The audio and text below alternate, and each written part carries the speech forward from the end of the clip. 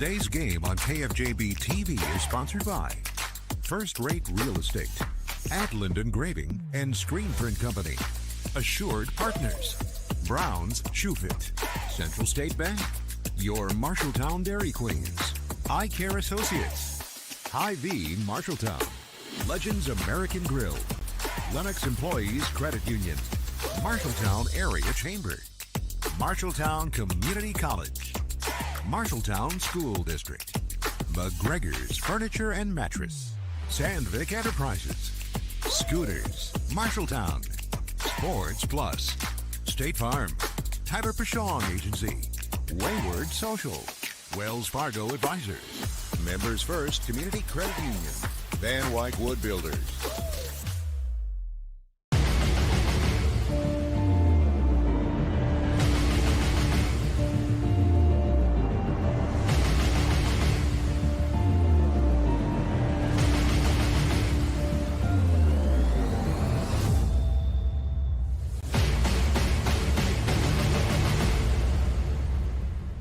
It is a Conference of Champions Friday showcase on KFJB-TV.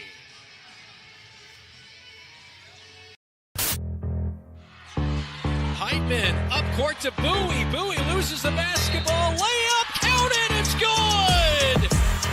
Wow.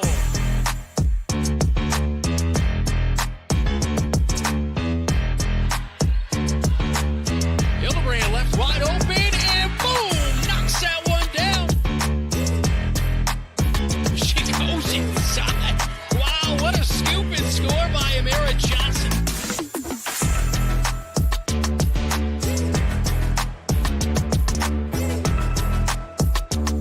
And here comes the Bobcats. Oh, Billy Heitman up top to Georgia Jansen, up off the glass, and good. It's the bump in the bucket.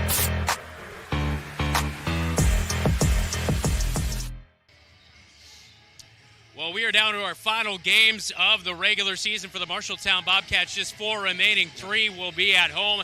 Marshalltown Bobcat ladies coming off a tough loss on Tuesday against Ames. They played much better than the first time around, but they welcome in a very good Bulldog squad here tonight. Yeah, you look at the Bulldog squad, 3 freshmen start, brand new head coach, 5 freshmen will play, and oh, by the way, they've won 15 in a row. They're 15-2. And they're drilling people. They're scoring at will.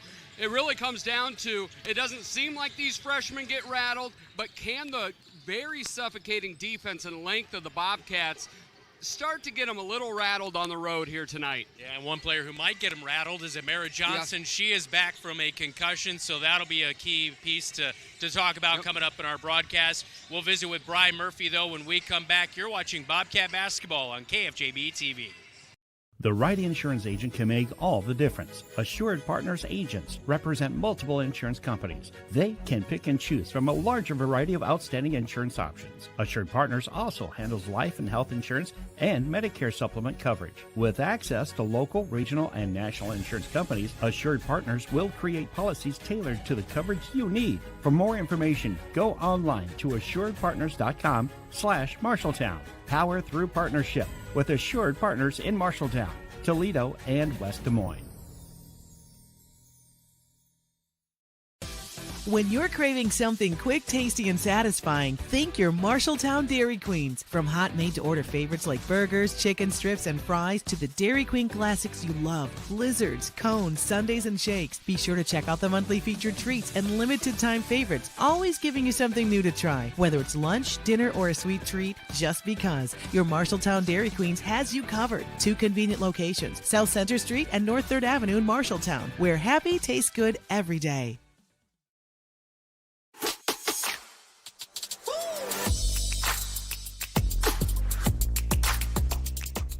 It is the countdown to tip-off. Bobcats and Bulldogs coming up in just a little bit. Really good one inside the Roundhouse tonight as we welcome in girls basketball coach, head coach Brian Murphy. Coach, I know you talked a little bit about this matchup last night on Bobcat Live. And It's so impressive to see as many freshmen as there are in the starting lineup for the Bulldogs. Not only are they freshmen, but they're performing, and this is a team doing a lot of really good things on a 15-game winning streak coming into tonight. How do you kind of rattle them as freshmen and maybe on the road, back-to-back nights for them as they took on Hoover last night, kind of get under their skin? Yeah, I mean, honestly, I think the biggest thing we've got to do is ratchet up our physicality and intensity. They've certainly rattled off a lot of wins in a row. Some of those wins haven't necessarily come against, a really high-intensity opponent. They've scored over 60 points the last 2 games, and we feel like if we can attack them with our intensity, physicality, the way we have our last 2 games, I think we can throw them off, especially because of their age, because it can be hard to kind of swing back and forth between opponents, and we think we can hopefully present a level of physicality they haven't seen in a couple weeks. They took down Hoover twice this year, and you saw them earlier this year. Was there anything on those tapes that you kind of could see where, there's that area that you're talking about that you can kind of exploit? Yeah, I mean, the funny thing about when you're playing freshmen, especially a lot of freshmen, is, I mean, sometimes you can have an amazing play and then kind of a scratch-your-head type play within the same possession or on back-to-back possessions. And that's kind of what we see when we watch them on film is they do a lot. They've got a lot of athleticism, a lot of skill, but there are some opportunities for us to make them work, especially defensively where lose track of cutters, that sort of thing. So we know if we can be patient on our end on offense, make them defend for long possessions, there's opportunities to get some easy buckets there. And then defensively, if we can get them under pressure, they will turn the ball over. That is one thing they've done, I think, more than you would probably want, as their coach. So that's something we hope to really swing in our favor tonight.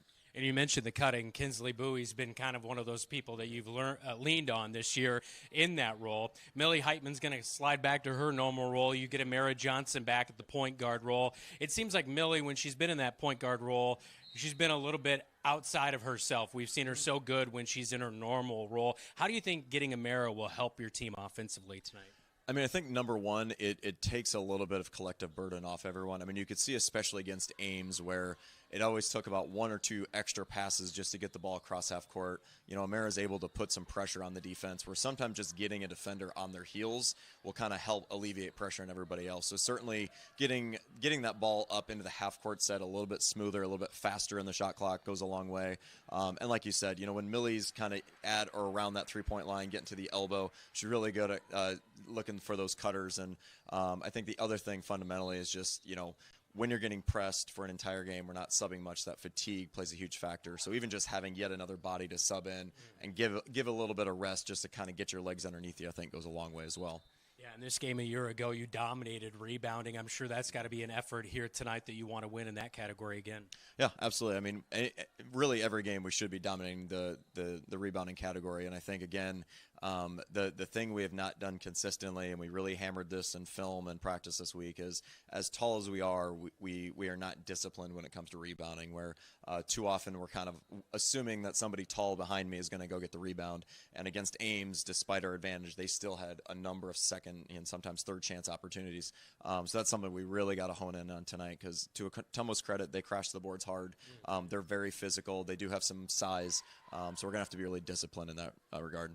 It seems like watching their game last night, boy, they were, I think it was 9-0 right away out of the gate. They took the opening tip and right for a bucket. How do you kind of limit them in really speeding up the game here tonight?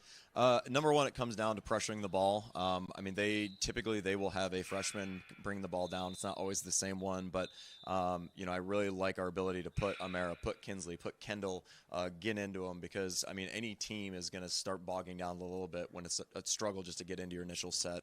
And that's been kind of our approach the last 2 days is, we've seen some pretty athletic guards the last 2 days, and certainly Ottumwa is athletic, but, we think that we can get after him a little bit, but it's going to have to be consistent where we can't, do it for a couple possessions and then let off. It's got to be consistent possession after possession. Last question for you, Brian. Kendall Brummel, our athlete of the week. She's just continued to get better. She's got a month of games under her belt. Where have you seen her improve the most for your squad? I think overall, I mean, she's had some opportunities to play. We've done a fair amount of 1-3-1, and she really thrives in that on-ball role. I mean, I swear she doesn't get tired. She's just pursuing the ball up and down. And once, you add her in with Amara and Kinsley, that combination is really potent, and certainly on offense. her ability to shoot without hesitation and knock down shots. I mean, it's funny because she keeps telling us, I'm not that good of a shooter, and yet her percentages are showing otherwise. So, I mean, we want her to keep shooting, and I think the good thing is everybody else is recognizing, hey, I've got her spotting up in the corner and getting her the ball, and to her credit, she's letting it fly and continuing to knock it down.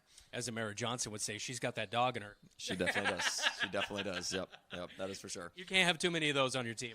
Never. No, and what's funny is we often describe Kendall as playing a little bit like a bulldog, just getting after it, so that's kind of perfect. Yeah. Good luck tonight, Coach. Thank you. Appreciate it. All right, starting 5 for the Dogs and the Cats coming up right here on your home for Bobcat Athletics, KFJB-TV. Brown's Shoe Fit has a great selection of athletic footwear, including Hoka, Brooks, On Cloud, Birkenstock, and Taos.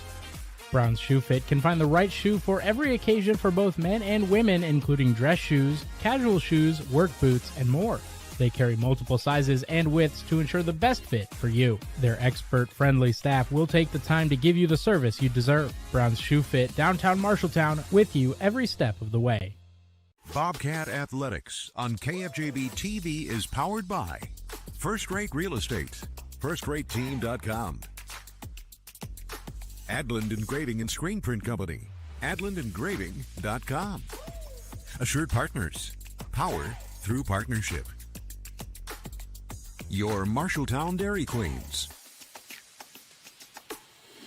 And Brown Shoe Fit, with you every step.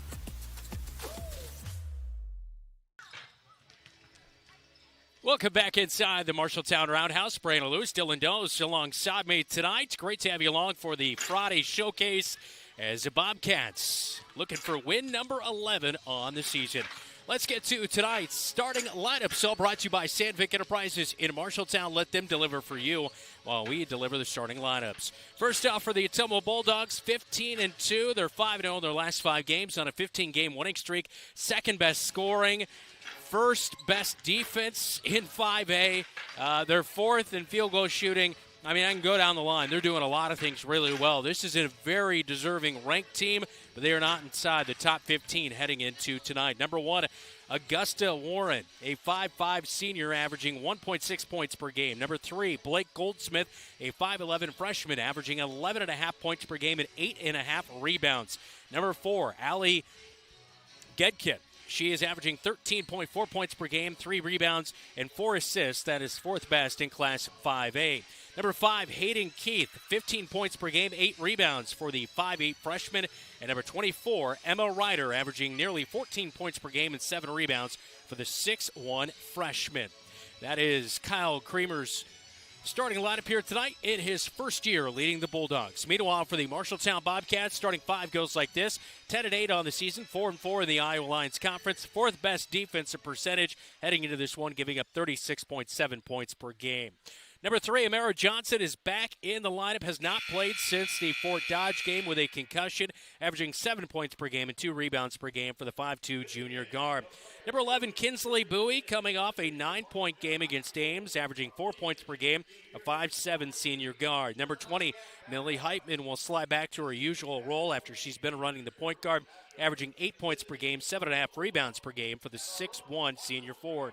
Number 23, Georgia Jansen, 6.3 points per game, 5.5 rebounds per game for the 5'11 senior forward. And rounding out the 5 for the Cats tonight, number 44, Frankie Long, 8.5 points per game, 10 rebounds per game. That is 8th best in Class 5A for the 6'2 junior center for the Marshalltown Bobcats. On a 2-game losing streak, trying to turn that around. They're just 2-3 in their last 5 games. They lost 46-26 last year on the road at Ottumwa. They committed 33 turnovers that night. They went 0 for 12 from 3. Got to be much better shooting from long distance here tonight, stayed in this game here, Dylan.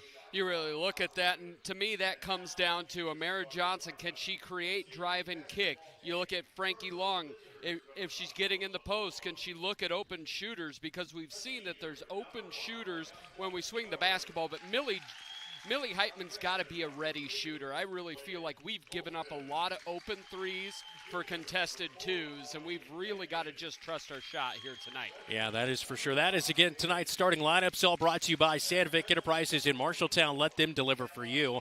while we deliver you the starting lineup. Coming up at halftime, it is our Cat Connection, all presented by State Farm. Tyler Prashong Agency. We'll talk with Cade Randall, a swimmer who set his best time in the 100-yard free this past week. As we'll talk to him coming up at halftime of the girls' game. And also on the other side, Kendall Brummel. She was our female athlete of the week. She's got a month of games under her belt. We talked about that with head coach Brian Murphy, but your thoughts on her play and what it's kind of meant to this team as they battled some injuries throughout the season. Well, immediately, right out of the chute, she plays hard. She plays aggressively. What's really come out over the last couple weeks is her shot. She has knocked down multiple threes on multiple occasions. She's very good in the open court, and defensively, she's just another one of those perimeter defenders. Tie her with Amara Johnson, and then you get the length on the front court.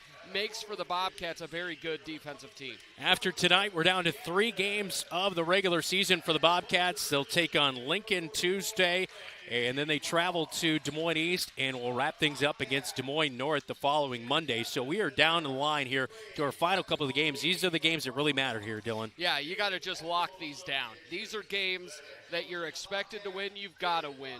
Right now, this is your chance to say, you know what, we're a good basketball team against a really good Ottumwa team. Make a statement at home, stay in it, and then make the plays to win it late. Coming up, tip-off between the Bulldogs and the Bobcats. You're watching KFJB-TV. Looking for top-notch eye care close to home? Eye Care Associates, with offices in Marshalltown, Conrad, and Toledo, has proudly served Central Iowa since 1990. Their expert team provides eye exams for all ages, designer frames, contact lens fittings, and treatment for glaucoma, cataracts, and other eye conditions. With advanced technology, a welcoming staff, and convenient online booking, your next visit is easier than ever. Visit visionsource-marshalltowneyecare.com today. Eye Care Associates, your vision is their priority. The following is a presentation of Bobcat Athletics on KFJB-TV.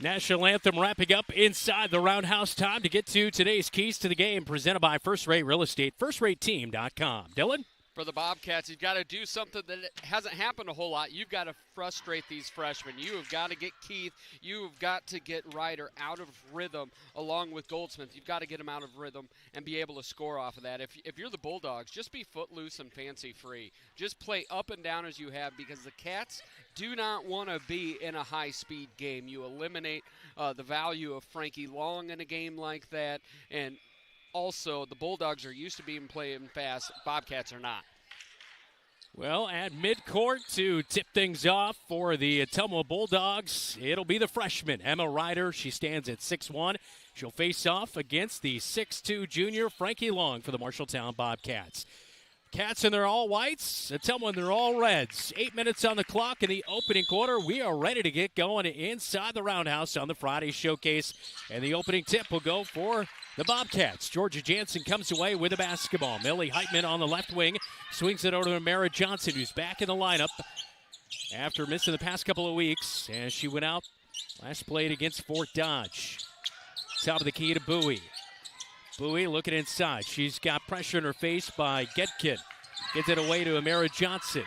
Johnson down the right side. Too hard on the layup. It's off the glass. Rebound outlet to Blake Goldsmith. She'll bring it up the far side. Stops. Gets it back to Allie Getkin at the top of the key. Amara Johnson guarding on her. Picks up her dribble. Pressure in her face. Gets it over to the right wing to Keith. Keith looking inside. They're trying to post somebody up. Frankie Long comes away with a steal momentarily. Loses it out of the baseline. They were looking for Blake Goldsmith down there posting up. Gedkin really is the only one that had much going last year. She had 10 against the Bobcats, knocked down a couple threes in that game. Inside they go to the cutting Emma Ryder, and the center will have the bucket, and the first one of the game. She will be a load to handle down low as the Bobcats struggle with the inbound, and it is Ottumwa basketball as they send it into the Bobcat student section, which is late arriving here tonight, Dylan, as we look at that last bucket by Emma Ryder.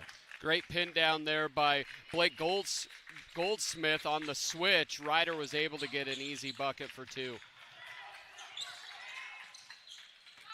At the top of the key, Gedkin goes in the paint, and is that a late dish to Goldsmith? I couldn't quite see. She did take that herself. And Gedkin with her first bucket of the night, and the Bobcats struggle with the inbound again on that pressure, and it is back to Ottumwa. So 2 straight turnovers for the Cats to begin the game. And this is where I think Coach Murphy and myself kind of have a different opinion. I would, on something like this where you know you're an underdog at home with a team that likes to run, I'm calling a quick timeout in something like this. I'm getting everybody settled down right away. But I also understand you only have 5 of those timeouts. Ottumwa will inbound to Gedkin. Far side corner, dumps it into Ryder, and she works from left to right on the paint, and she will score it off the glass, and there is the timeout by head coach Brian Murphy in his 7th year. 6:42, first quarter. It's already 6-0 Bulldogs on top of the Cats on KFJB-TV. Eat at Legends American Grill in Marshalltown and support the Bobcats when you order the Bobcat Burger. 2 juicy quarter-pound beef patties stacked with crispy bacon, sautéed onions, and a mouth-watering blend of American, cheddar, Jack, and Swiss cheeses, all on a toasted bun with fresh shredded lettuce. And here's the best part. $1 from every Bobcat Burger sold goes to Marshalltown High School activities. Satisfy your burger craving and support the Bobcats at the same time. Only at Legends American Grill in Marshalltown. Hi, I'm Mary Johnson. This is your home for the Cats, KFJB-TV. Friday showcase on KFJB-TV. Brian Murphy took that timeout. Bobcats out of the timeout with the basketball in the backcourt. They work it to Amara Johnson. Up to Frankie Long. Hands it back off to Amara Johnson on the left wing. Drives to the free throw line. Now kicks to Brummel, who inlets it to Frankie Long, and she is fouled from behind by Hayden Keith. The 5'8 freshman will commit the first foul of the game. Kinsley Bowie got cut on the second turnover. She's out. Kendall Brummel is in the ball game for her. Amara Johnson baseline right side will inbound to Frankie Long up the right wing, loses the basketball. Millie Heitman is there to gather it in. Now gets it to Amara Johnson, free throw line. She fumbles the basketball and runs into Frankie Long. They clear it out. And she'll hand it off to Georgia Jansen, right wing, who dumps it into Millie Heitman. The pass is off the line. It's tipped. Goldsmith comes away with the turnover. Georgia Jansen hustling back, but it's deflected to Emma Ryder, and she has 6 of the Bulldogs' 8 to begin the game. And one of the things where Millie Heitman looks open in the post, Ryder just goes right through her, not in a foul way or anything, but just in an aggressive way. She's already got 6. And another steal for Ottumwa. Goldsmith with it off the inbound, and a 3 lined up by Keith is no good. Heitman with a rebound on the right side of the paint. 5:40. There we go. We got it all over the place. But it's Heitman over the midcourt stripe into the front court. And right now you're just looking for a good look, a good shot inside. Frankie Long didn't have her hands quite out there far enough, and the ball's deflected away. Take it away. Gedkin goes coast to coast. Layup good. Foul from behind. I believe it's going to be from Frankie Long, and her and Kendall Brummel get into it down in the paint, and the basket will count, and it will be the first foul of the night on Frankie Long, trailing from behind. So count the bucket as Allie Gedkin with her second bucket of the night, and the and one coming as she is a 71% free throw shooter on the season. And the free throw is good for the and one. She has 5 of the 11 here tonight for the Ottumwa Bulldogs with 5:21 in the opening quarter. Bobcats will inbound with that backcourt pressure. Yeah, and really it's been turnovers and try to post entries. Post players have to do a much better job. Bobcats break the press, and they get it to Jansen, who puts it off the glass on the left side of the hoop for 2. And that's the one thing. When you break this press, you got to look to score. Ottumwa in the front courts. Stumbling around, and Jansen takes it away from Blake Goldsmith, and as she does that, she travels with the basketball. It's Cat basketball as Georgia Jansen would take a look at the last bucket, and it was the first one of the game for the Cats. And you hope just that one break in the press, getting a good look, kind of settles you down a little bit. Heitman in the front court. Drives in from the left wing, and it looks like a bump on the way in, and it's going to be on Blake Goldsmith. That'll be the second foul on the Ottumwa Bulldogs here in this opening quarter of action. 4:50 to go. Bobcats inbound near the Bulldog bench. Another freshman coming in for Ottumwa and Vandenberg.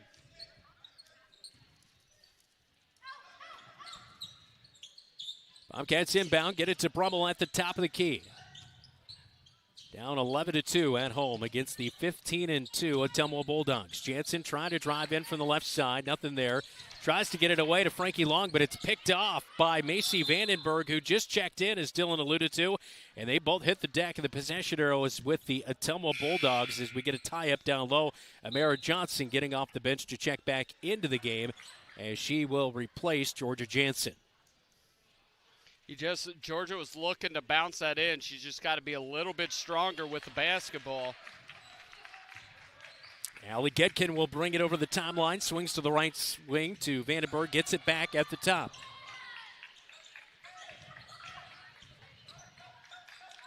Over the right wing to Vandenberg again, trying to look inside, and it's stolen away. She drove in, and right behind her, it was the senior, and Millie Heitman poked it away. A tie-up and a possession arrow with the Bobcats with 4:12 to go in the opening quarter of play.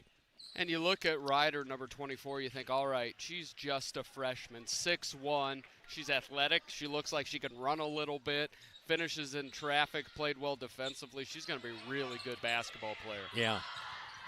Heitman catches it in the front court, drives to the right wing, dishes over to Bowie, who passes it to a Bulldog, but it's tipped away, and they come away with the basketball. Amara Johnson now left wing, gets it handoff to Bowie. Bowie dribbles out to the top of the key as they'll reset the offense with 12 seconds on the shot clock. Heitman calls for a screen from Long. They try to pick and roll, but it was way off the mark. Turnover, Gedkin the other way. And she'll dish to Goldsmith, and her layup is no good. Too strong up the front of the iron. Amara Johnson rips away the basketball, but they call a tie-up possession arrow with the Bulldogs. But Amara Johnson was standing there with the basketball when the whistles blew, and it will stay with the Bulldogs. Yeah, on that last pick and roll, Millie's just got to understand, Frankie, it takes her a little bit longer to get in that roll. If that's Georgia Jansen or something, that's probably 2. Way up high, they give it to Gedkin. Drives in, and the ball ripped away from behind as Bowie looked like maybe she jammed her finger, but a foul is going to be called on the Bobcat defense, as it will be on Amara Johnson, her first of the night. She was late to step in there on the drive. So baseline right side for Allie Gedkin. She'll inbound. Inbound goes to Ryder as she was reaching up, and Frankie Long's going to pick up a foul. That was one where the offensive player just running right into Frankie Long trying to catch the basketball. That's a tough break foul. That's ticky-tacky. Goldsmith gets the inbound, drops it in, and blocked. Emma Ryder has her shot blocked by Frankie Long, who is keeled over on the other end. Bobcats in the front court, get it to Heitman, and rolls to the left side of the hoop and puts it off the glass for 2, and they're going to check out Frankie Long. I think she might have got poked in the eye.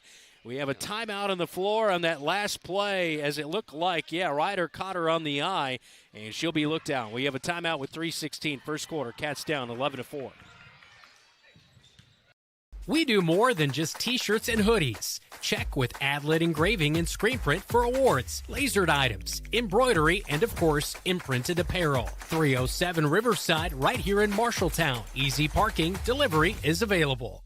Refinance your auto loan with Members First Community Credit Union. For a limited time, refinance your auto loan from another lender and receive 1% cash back up to $500. Scan the QR code to apply online. Call us or visit a Members First branch. Have Van Wyck Wood Builders design and build the storage shed you need.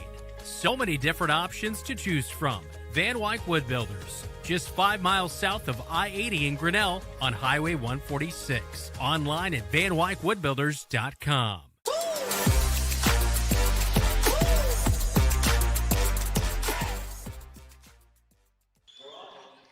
While we were away, the Bulldogs with the basketball in the front court. A three on the right wing was an air ball, and Blake Goldsmith came away with the Augusta Warren missed three, but a foul on Kendall Brummel. The working inside left block, Emma Ryder, turnaround jumper with one hand is good. She has 8 for the Bulldogs here in the opening quarter. 13-4 is the score as Ottumwa has the lead, and we have a tie-up on the floor, and I believe a foul is going to be on the floor on Emma Ryder for the Ottumwa Bulldogs. That'll be their third team foul here in the first quarter. Bobcats with 14 fouls, so both teams getting close to shooting free throws here in this first quarter with still 2:39 to play. Yes, they are. And on the defensive side, if the Bobcats are going to, without Frankie Long, going to play behind Ryder, she's going to have 30 points. Bowie gets the inbound, almost lost it, gathered it in, gets it over to Heitman. And Heitman just throws it away. She was looking for Jansen, but a bad pass picked up by Ryder. Ryder gives it away. Now Heitman gets it back. She'll steal it. Fast break the other way, up to Amara Johnson, almost traveled, backs up on the right block, off the front of the iron, no good. Heitman, put back, rebound is good, and 4 points for Millie Heitman, 13-6, 2:15, first quarter, timeout Bulldogs. This is Bobcat Basketball. You're listening to News Talk 1230 AM, 93.9 FM, and watching on KFJB-TV.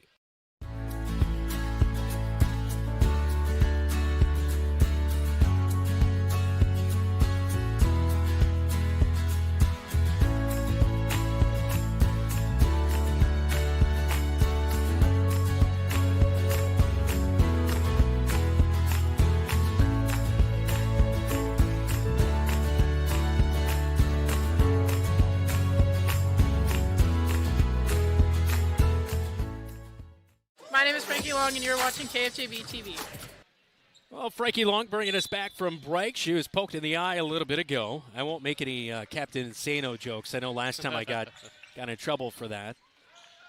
Not with management, but, Dylan, you know what I'm talking about. Yes, I do. 13-6 our score. Ottumwa with the lead. 2 minutes to go in the opening quarter of play. Ottumwa will throw it away. Jansen comes up with the steal. She's going to take it all the way for the layup. Left hand, it's off the front of the iron. Amara Johnson with a rebound. She's looking to get rid of the basketball, trying to fight through some pressure. Out to Heitman. Bowie gets it. Right wing three is up. Oh, it's off the left side of the iron. No good. Jansen tries to save it from going out of bounds, but she stepped on the end line, and it is a Bulldog basketball.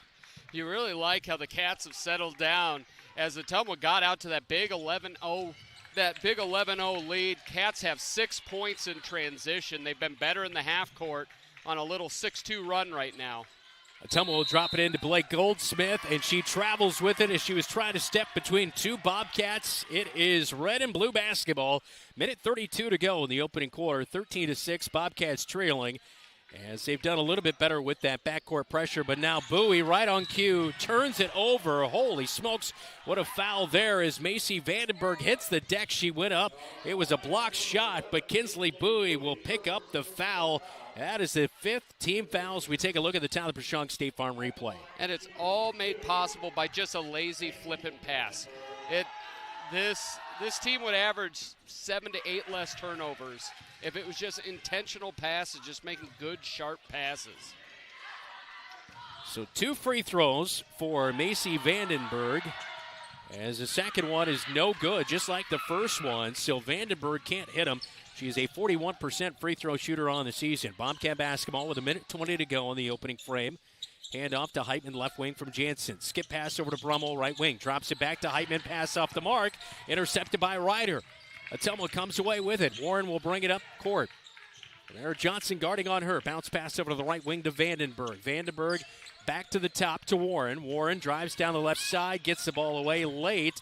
Now left wing drive, step in. Georgia Jansen says, give me that basketball. Just rips it away from Allie Getkin. And the Cats are into the front court with Amara Johnson controlling the basketball. Under a minute to go. Heitman free throw line. Right high post, she controls the basketball. Over to Bowie. Drops it back to Heitman down to the left block. Turnaround jumper, hook shot, no good off the right side. Brought in by Blake Goldsmith.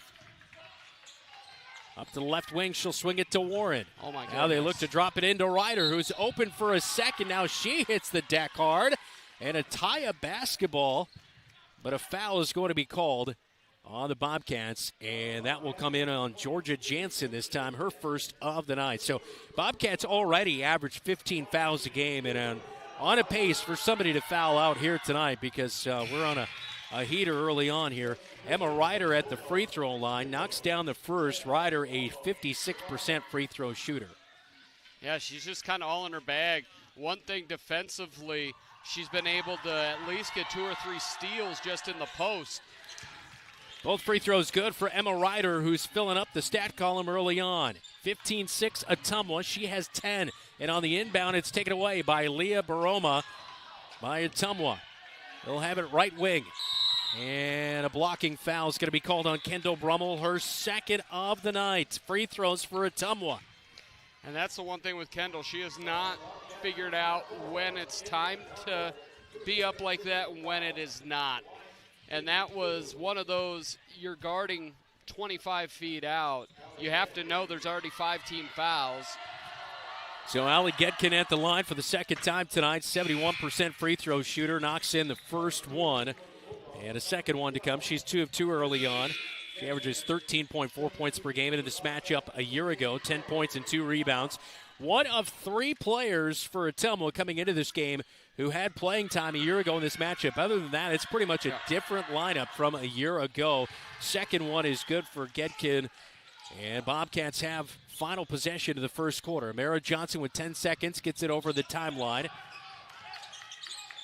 At the top of the key, pass over to Brummel, left wing, 4 seconds. She'll take a long 3 from straight on. It's no good off the front of the iron, and that's how we head to the second quarter. Bobcats trail 17-6 on KFJB-TV.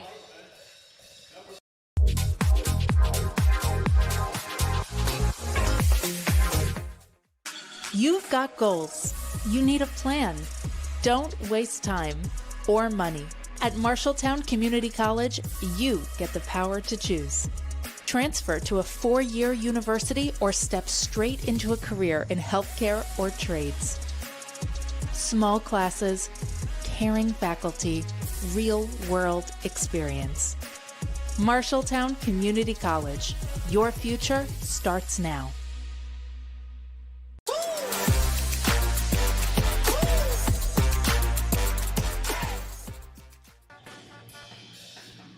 Welcome back inside the Roundhouse. Up on the Marshalltown Hy-Vee scoreboard, 17-6. Bobcats trail to the Ottumwa Bulldogs. Time for a regional scoreboard update, all brought to you by Central State Bank. It's at halftime. West Marshall 27, Greene County 26. And to first, Urbandale 13, Southeast Polk 5. And halftime, Dowling 20, Ankeny 9. And Newton leads Oskaloosa 19-10 with 1:40 to go in the second quarter. 17-6 again is our count inside the Roundhouse on the Friday showcase. He's Dylan Doze. I'm Brandon Lewis. Our on-site producer, Zach Tomish, back in the radio studios, feeding us scores tonight. Jeffrey Brooks, Joe Cornwell, Keith Stewart on our camera coverage. Great to have you along on our doubleheader here tonight inside the Roundhouse. Heitman, free throw line, kicks it out to Georgia Jansen on the right wing as the Bobcats start the second quarter with the basketball. Good rotation around the perimeter, but Amara Johnson drives in left wing, has her shot at a floater, knocked away. Out to Getkin. She'll stop at the right wing, feeds it back to a trailing Emma Ryder at the top of the key. Over to Goldsmith, left wing, looks inside, pops it back out to Vandenberg, who's way out high. Cats staying in that 1-3-1 right now. And a throwaway. Baroma was looking back towards the middle. Jansen came away with the steal as Amara Johnson brings it over to the timeline. Jansen left wide open, left wing 3. Put up, it's off the back of the iron, no good. Frankie Long rips away the rebound. Amara Johnson gets the loose basketball. It's swatted out of there by Baroma. It's going the other way. Here goes Goldsmith down the right side. Feeds to Baroma, who's on the left side, and Millie Heitman blocks her shot on the way up. Out of bounds on the baseline. It will stay with the Bulldogs, but a great hustle play from behind by Heitman. I was looking at the girls' records here. As you see the big block there. They have over 400 blocks in the last 3 years, and that's far more than, I think, 10 years combined in front of it. Yeah, Bobcats with 7 blocks per game. That's number 1 in Class 5A. Down the right side, Ottumwa drives, and Kinsley Bowie going to pick up a foul. She was guarding Hayden Keith. I think it's going to be on Georgia, yep. Yep, Georgia Jansen. She stepped in late there, I believe. Brian Murphy was imploring her to be hands up. Now, right there. Yep. She came all Step over. in late there on the right block. And the first free throw is up and no good for Hayden Keith. on the season at the free throw line. She is a 49% free throw shooter. So second one to come here, and that one is good. And it makes it 18-6. Ottumwa with the lead inside the roundhouse. Samara Johnson catches the basketball. Is almost knocked away by Blake Goldsmith. She'll pass to Heitman on the left wing. Looking inside for something, nothing there. Long will come center a screen at the top of the key. Goldsmith fights through it as she's guarding on her. Tips it away from Heitman. Heitman able to gather the basketball in. Gets it to Jansen left wing. Now a bounce pass up to Bowie at the top. 8 seconds on the shot clock. Bounce pass over to Jansen. Back to Kinsley Bowie, who hits the deck. That's a foul. And a bounce pass back to her. No foul call going the other way as Allie Getkin came away with it. Feeds far side corner three is no good. But the rebound brought in by Emma Ryder, who kicks it back to the top of the key. Now they'll go inside and a foul. Hayden Keith a little bit out of control, lost the basketball, went up with it, and she's headed back to the free throw line where she just went 1 of 2 at the stripe. And the foul comes in on Frankie Long. It's her third of the night here in the second quarter.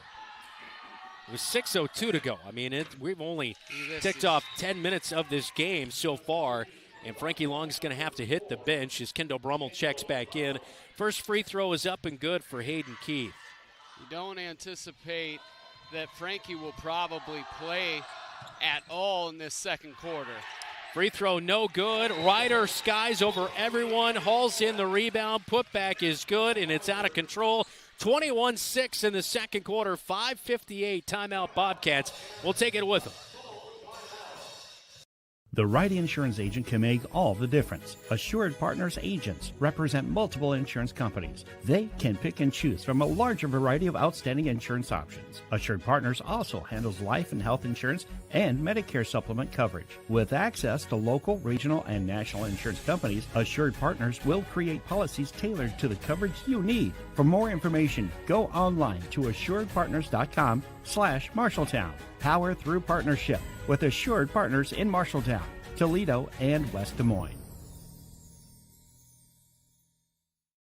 I'm Georgia Jansen, and you're watching KFJB-TV. Well, Emma Ryder is the star of the show early on. 12 points for the Ottumwa Bulldogs. They lead 21-6 with 5:58 to go in the second quarter of play. Frankie Long already with 3 fouls. Kendall Brummel, Georgia Jansen with 2 apiece. Bobcats in early foul trouble and early trouble on the scoreboard as well, Dylan. Yeah, and it really has come down to it's been all Emma Ryder. She's been terrific defensively. One thing that you've seen with the Bobcats turning over in the post, when you get a post feed, that post player has to have body-to-body contact on the player behind him. Otherwise, like Ryder's done multiple times, you can just reach around him and go right around and poke it away. Kira Halstead is checked into the game. She throws a turnover looking to Kendall Brummel back the other way. Brummel blocks the shot inside of Vandenberg. Vandenberg comes away with the basketball, and Georgia Jansen now picks up her third foul of the night. It's completely undisciplined play on stuff like this because Georgia just shoves her. It's just she gets her hands down, and you've got to know what score and what context is. Third team foul as we are just over 2 minutes through this second quarter, so not great right there for a 52% free throw shooting team in Ottumwa. Inbound nearly stolen away, but Ottumwa will gather it back in with Vandenberg. Now cutting down the left side of the paint. A little leaner is no good by Goldsmith, and now Brummel picks up her third foul on the rebound. She just rolls over a Bulldog, and Brummel will hit the bench. And that was caused by you don't box out, so loose ball, so you're chasing it, and you run through a person.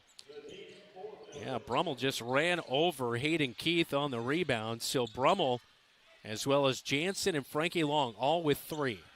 Mallory Myron is getting her warm-up jersey off and ready to check in, and meanwhile, Emma Ryder is just continuing to do the dirty work. She has 14 on the inbound. She puts it off the glass. It's good for 2. 23-6. Ottumwa with the lead. Amara Johnson in the front court over the far side corner. Passes out to Heitman at the top of the key. Drives into the paint. Pull-up jumper up the front of the iron. Rebound brought in by Blake Goldsmith. I like that play by Millie Heitman, though. She needs to be aggressive on that offensive end. She's got 4 of the Cats' 6. A drive and a kick, and the three is blocked by Heitman. Ottumwa comes away with the loose basketball. Vandenberg loses it for a moment. They gather it back in as Hayden Keith now gets the basketball, and a foul inside as the shot is put up. Will not count, but 2 free throws coming for Hayden Keith as the foul will be on Kinsley Bowie, her second. 5th team foul. Ottumwa will shoot free throws for the rest of the way with still 4:45 to go in the second quarter. And the first free throw is good by Hayden Keith. And she continues to live at the free throw line. This already her 3rd trip of the night. She is 3 of 5 at the line. And we'll make it 3 of 6 as she misses the second one. But a rebound brought in by Ryder. Feeds out right wing 3. No good. Rebound by Ottumwa underneath. Another one off a miss. Ryder had it. Knocked away. And they'll chase it. Vandenberg saves it, but it goes right to the Bobcats. And coming away with it is Kira Halstead. 3 offensive rebounds. 3 bullets dodged for the Cats. And a pass over to the far side corner. And the officials with a timeout. And I'm not sure if the clock wasn't quite running as Brian Murphy was out on the floor. A point to him. I'm not sure. Did he get a warning or? I don't know. No, I don't think so because he has not really moved. No. 4:20 to go, opening half, excuse me. Bowie gets it from Heitman and has it ripped away. It's going the other way by Hayden Keith. Keith all the way. Heitman blocks her shot from behind, but Ottumwa comes up with a loose basketball. Amara Johnson and Blake Goldsmith get tied up. A little extra shove there. It is Ottumwa basketball. I'm surprised we did not see a technical on that play. Boy, that was a little overly physical by both players right there. Yeah, I think at some level you're down 18. You got to show some fire. You got to show some grit. And Amara's never going to back down. No, and that's for sure. Keith gets the basketball at the top of the key, goes down the right side, swatted away by Heitman out of bounds on the baseline. It will stay with the Bulldogs, but Heitman a blocking machine here tonight. And if you would say, like, Keith has been held in check, you look at Gedkin has had a pretty good game. Goldsmith's doing nothing. If you look at 2 of their top 4 scorers and really only 2 players doing anything, you'd think the Cats were in this. But they cannot turn anything to offense in half their first. As the Bobcats steal the inbound play, goes into the front court. Amara Johnson with the basketball. She is going to be fouled. First team foul on the Ottumwa Bulldogs in the second quarter. The foul comes in on Blake Goldsmith. And I have that for her second foul of the night. Scoreboard only showing her first, though. Bobcats inbound on the baseline right side at the top. They get it over to Bowie on the right wing, back to Heitman at the top. She has been really sloppy with the basketball, just not strong. Ottumwa's just ripping it away out of her hands. She keeps looking at her right hand and shaking her finger as well, so I'm not sure she looked like he came off again for the second time. Gotcha. Amara Johnson at the top of the key tries to get it free throw line. A pass picked up by Hayden Keith. Outlet up to Warren. Warren takes it inside. She's stripped by Amara Johnson, and it's going the other way.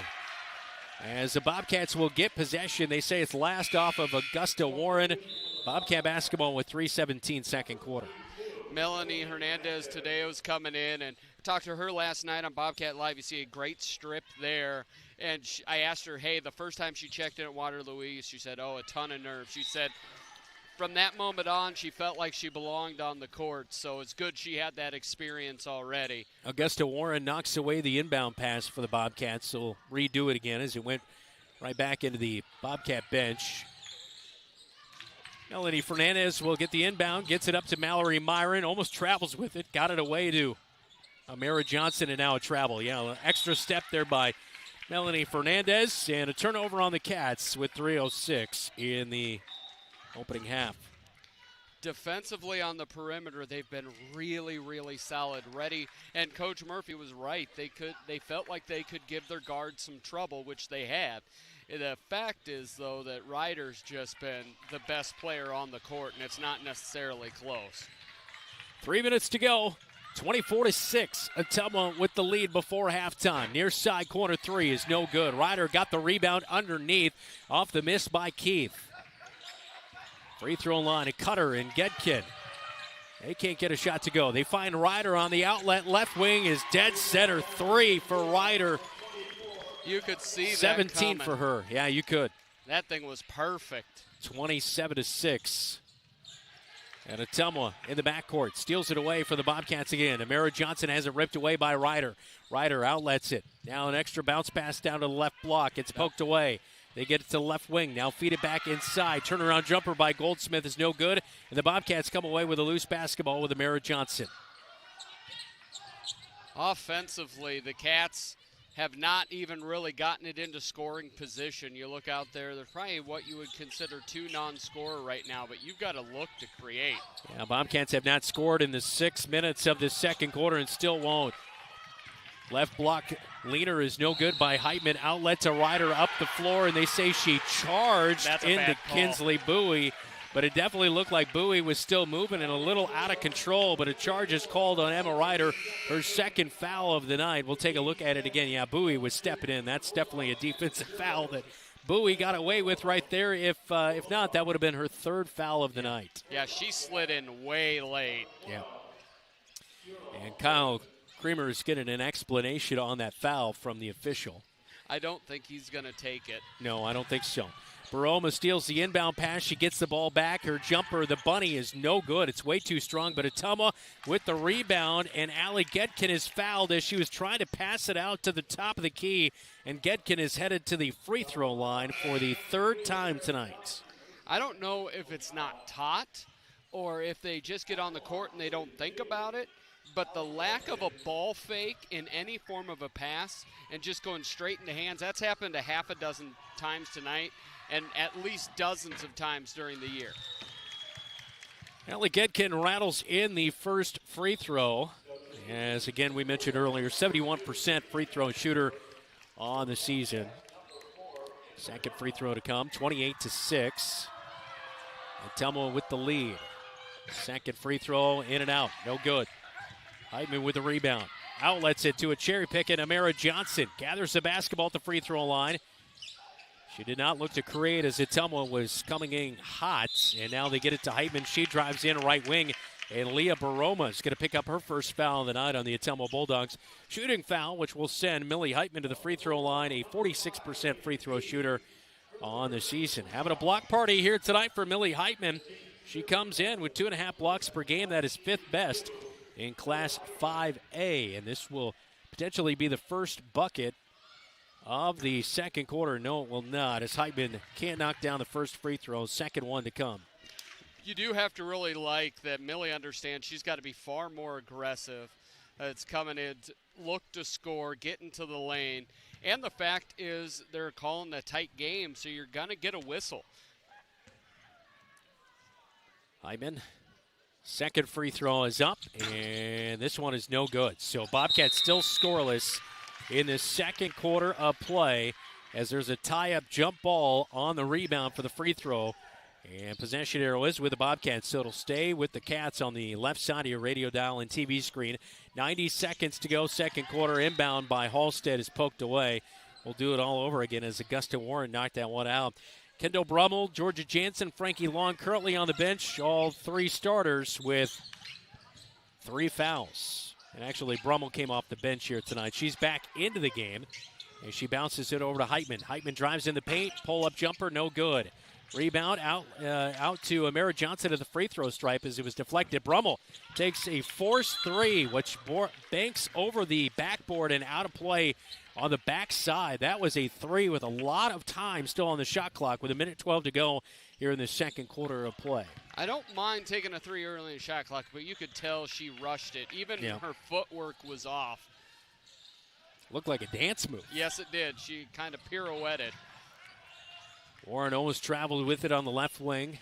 They reverse it out to the top to Vandenberg. And Vandenberg on the drive.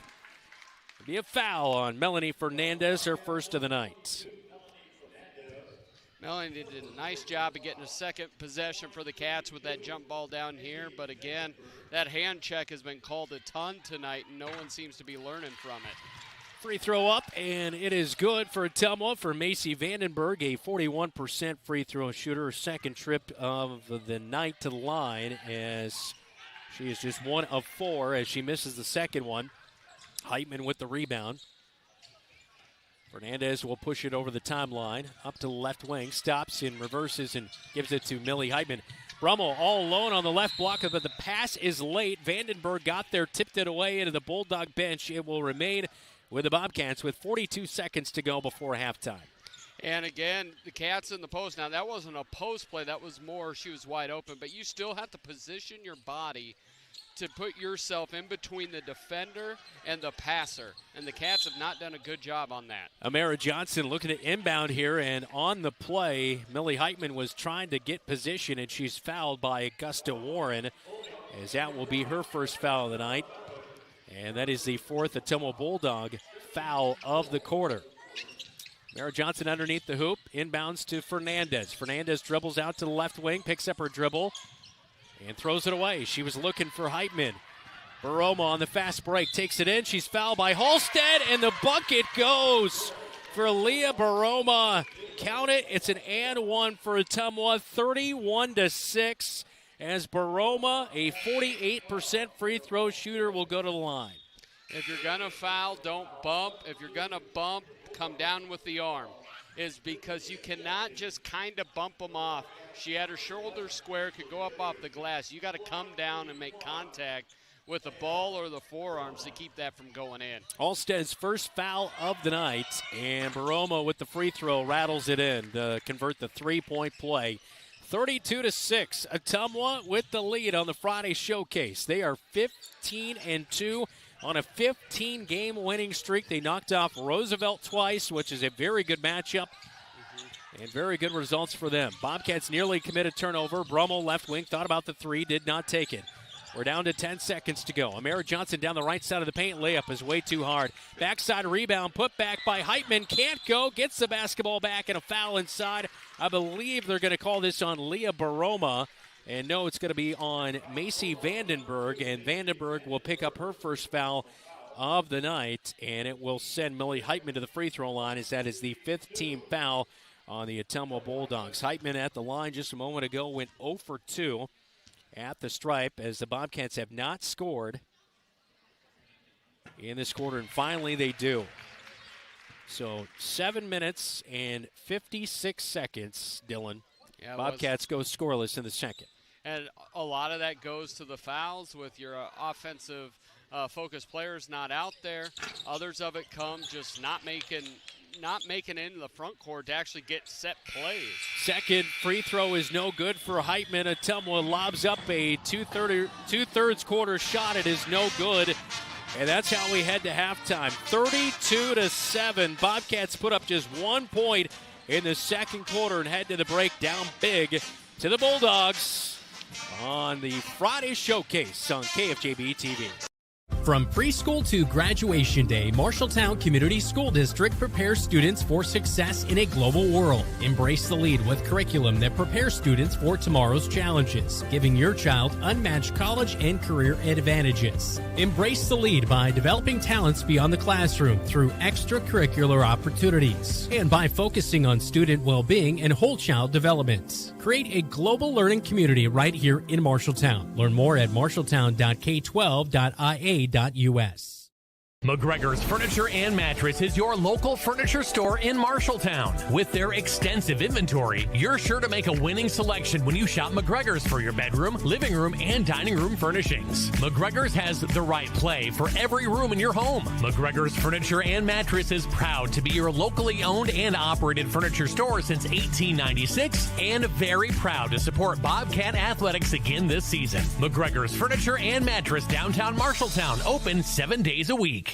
Scooter's Coffee is going bananas, literally. Treat yourself to banana bread hot or iced lattes, creamy latte blenders, and fresh banana bread muffins.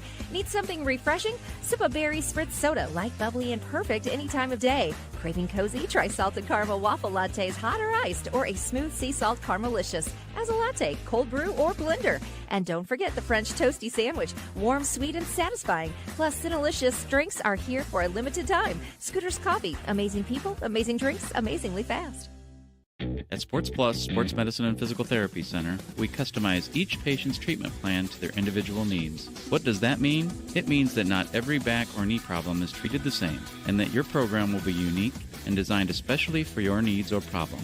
This improves how quickly you will return to work or sports. The Sports Plus staff is encouraging and takes pride in your successful recovery. This is just one more reason why champions choose Sports Plus Physical Therapy as their favorite place to rehabilitate and train.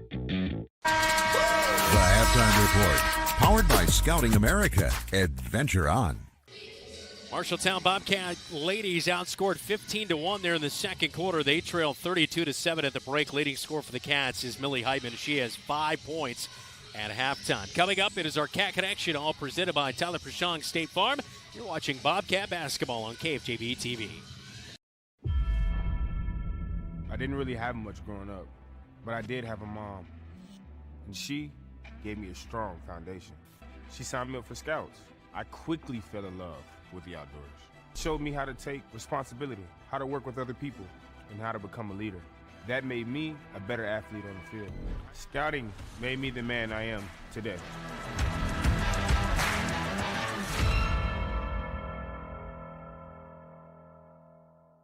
You're an empty nester closing in on that retirement property. Chances are your plans didn't include mom moving in, but life happens and you do the right thing. Wells Fargo Advisors can help. For more than 125 years, we've created wealth management and investment strategies aimed at achieving our clients' personal financial goals. When retirement means caring for yourself and a loved one, turn to Wells Fargo Advisors. Together, we'll go far. Wells Fargo Advisors is located at 14 East Southridge Road in Marshalltown. Call them at 641-752-5401. They're a member SIPC. Wayward Social is the place for fun. With 20 lanes of bowling, leagues for all levels, great food and drink options, an awesome arcade, there is a ton of fun to be had at Wayward Social for date night, family fun, or the company party with plenty of space for everyone. Visit Wayward Social on Facebook for updates on specials and live music. It is all on South 6th Street in Marshalltown. Visit wayward-social.com to start planning your group outing at Wayward Social, the place for fun. The Cat Connection, powered by State Farm. mtownproud.com. Cade Randall, it is our Cat Connection, all brought to you by Tyler Prashong State Farm, mtownproud.com, and our athlete of the week this week. And, you set your best time in the 100-yard free. Tell me about setting that time. Did you feel good kind of going into the day to be able to get your best? Yeah, I've been feeling pretty good recently. End of the season usually is when you're starting to feel pretty tired and beat up. And I've definitely been feeling that. Coach has been working us hard these past few weeks up until this week, obviously getting ready for districts. But I've been feeling good these last few weeks. I've been feeling fast, even though I'm tired. So should be good at districts then. Yeah. Of course, people couldn't see, but Jacob Seeberger was trying to throw you off your game on this interview. How fun is it being with this group of guys on this swim team? We've got a great group on this team. I like everyone on the team. They're all great friends, and we've all been on the team long enough to know each other, so it's really good. It's been a great time. I've really enjoyed it. Obviously, we lost a lot of seniors, and that was a great senior class, and I had a lot of fun with them. But this year, I think it's been a great time. I mean, everyone's had fun, so yeah. That's awesome to hear. And, of course, Coach looked at you as one of the new leaders. You mentioned that senior class. So how's that kind of experience been? Last year I'm sure you looked up to a lot of the seniors and were kind of part of that group. But, you're the guy everybody's looking to right now. So how that's been for you? At first, I thought it was a lot of responsibility, and I was kind of worried about it. And, honestly, I feel like the other seniors have done a great job, too. So that's helped me a lot. Going into the season, we're only looking at maybe having 1 or 2 seniors, but this year we got Armando, we got Maverick, and Logan as well. So we've had 4 of them, and it's been a good time. Just all of us, we've all stepped up a lot, and I think we've all done a good job. But I mean, it's been a lot of fun. You've been swimming for quite some time. Tell me what it's like for somebody who maybe comes in and they haven't swam a whole lot in the past. I mean, I'm sure there's got to be a lot of didn't expect this, kind of feelings from guys. For sure. I think a lot of people coming in, they don't really know what they're getting themselves into. And it's just really fun seeing how far they come along because, I remember my freshman year, or maybe it was my sophomore year, we had a couple of new kids. I don't know if do you know Ruben? Yep. We had Ruben and Armando and a couple other kids that were all new, and they were all in lane 1, and they knew how to swim, but they didn't know how to race yet. So it was funny watching them, develop those skills and learn everything about swimming, because it's hard. It's really hard. And seeing Armando, he's came so far, and a lot of those boys have came a long way. So it's great to see, how well we can do as a team when we work together. Yeah, that is for sure. What's it like to swim with your brother? Honestly, it's a lot of fun. I like Eli. He's a good kid, and he's a good swimmer too. I won't tell him that to his face, but he's good, and I think he pushes me a lot. Coach puts him right next to me every day, so every day I got him right there racing me. And every time I'm feeling like unmotivated, I see him next to me. I'm like, I can't let him beat me. So he's always pushing me, and that's great. Honestly, it's been really good.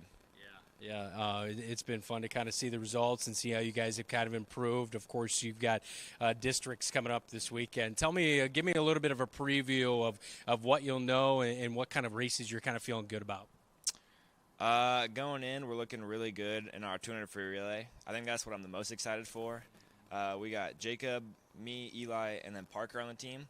And right now, I think we're sitting at like 23rd in the state, and we got to go 24th to qualify. So we're looking good. Obviously, with Tabor, we're going to be dropping some more time. So hopefully get down to get a bit higher placement. And we should be looking to qualify for state for sure. I think we definitely have a great shot. So I think that's what I'm the most excited to see is how fast we can go. All right. Tell me a little bit about what's left in store for your senior year. What else are you up to? For swim or just everything? Just anything, yeah. I'm looking to run track in the spring. I always run track. It's definitely different. Going from swim to track, it usually takes a few weeks of just taking it easy and getting back into it, but it's always a good time. Yeah. I'm sure swim gets you ready from that endurance standpoint in your breathing, right? Yeah, cardiovascularly for sure, but it's just a lot different on your legs. Your legs aren't used to that impact going from swim to running. It's hard on your shins. I've always had problems with my shins, but yeah, it just takes some getting used to and taking it easy. And a problem I had a couple years ago was just trying to rush into it, and then I would get injured. So I think just taking it easy will be good. Yeah, I've always thought about, I play golf, and so you can do that for the rest of your life. Are you going to be one of those 90-year-old men still swimming in the pool at the Y? Maybe. I don't know yet. It's a great activity to keep you in shape, so I'll probably keep swimming just at the Y or something, just to keep me in shape. It's a great life skill, and it's something you won't lose. So I think it'll be something I use in the future, but maybe not as much. I'm a little sick of it after 4 years of swimming. So I bet there's a little burnout factor there for sure. Hey, Cade, congrats on Athlete of the Week, and best of luck rest of your senior season. Thank you very much. All right, that is Cade Randall with our Cat Connection. All brought to you by Tyler Pashong State Farm, mtownproud.com.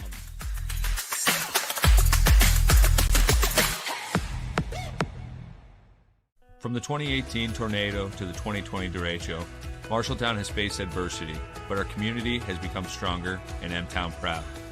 At Tyler Pashong State Farm Agency in Marshalltown, we have options for home, auto, life, and business. Our goal is to give you choices that impact in a positive way. As we have found out firsthand, life is never predictable, but you should always be prepared. Head to mtownproud.com to see how we can best fit your needs.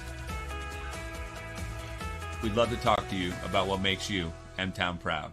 Bobcat Athletics on KFJB-TV is powered by Central State Bank, locations in Ames, State Center, and West Des Moines. Eye Care Associates of Marshalltown, Conrad, and Toledo. Hy-Vee of Marshalltown. It pays to perk with Hy-Vee perks.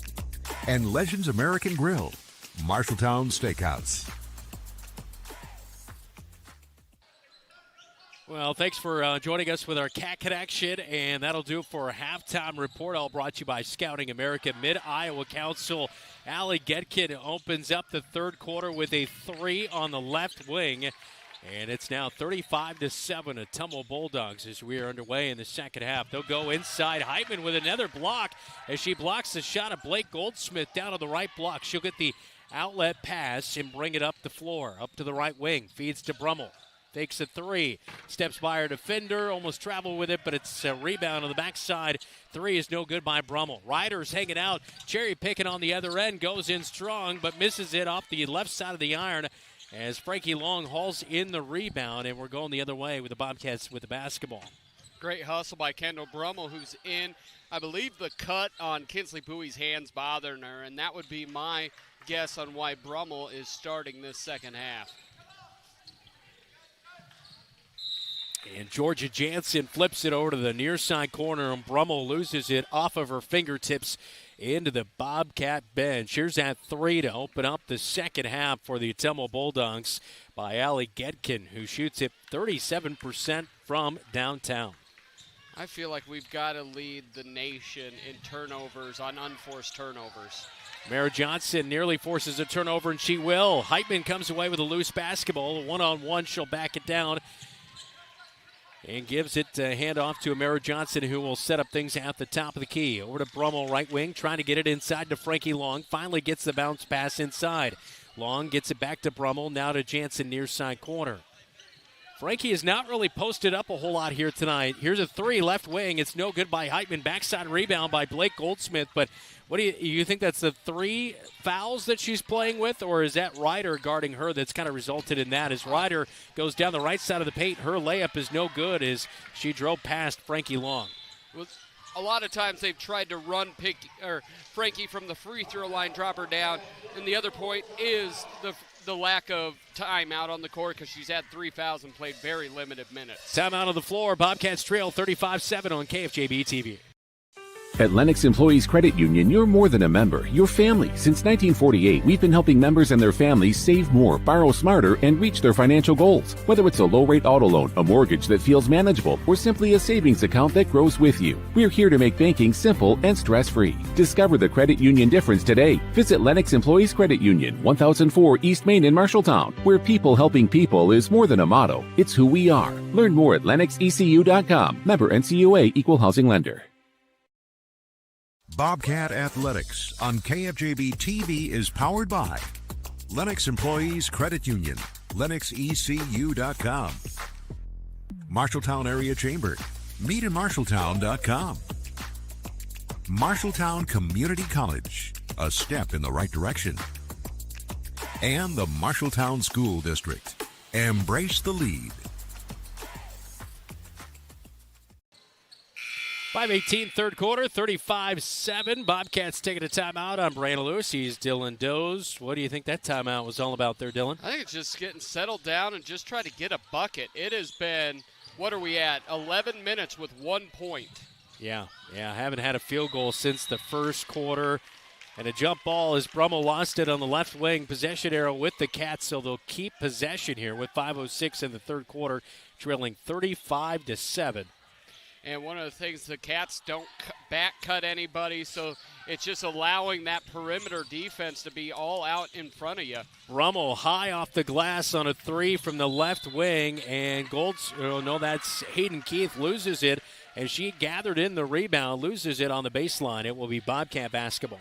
Yeah, you look at Keith, leading scorer, over 14 points a game. She just has 3 tonight, but you look at Gedkin, you look at the host of riders just been phenomenal. Bobcats with a bad inbound pass. It's picked off. Here goes Warren into the front court. She's got a 4-on-2. Gives it to Keith in the paint. Goes inside. Frankie Long tips away the basketball, and it's going the other way.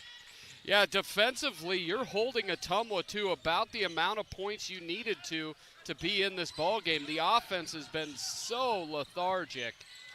Little pocket pass from Millie Heitman as Frankie Long cuts to the hoop. She couldn't quite gather it in, gathered it late, and tried to go up with it. Shot is no good. Hayden Keith picks up her second foul of the night as we take a look at the Tyler Prashong State Farm replay.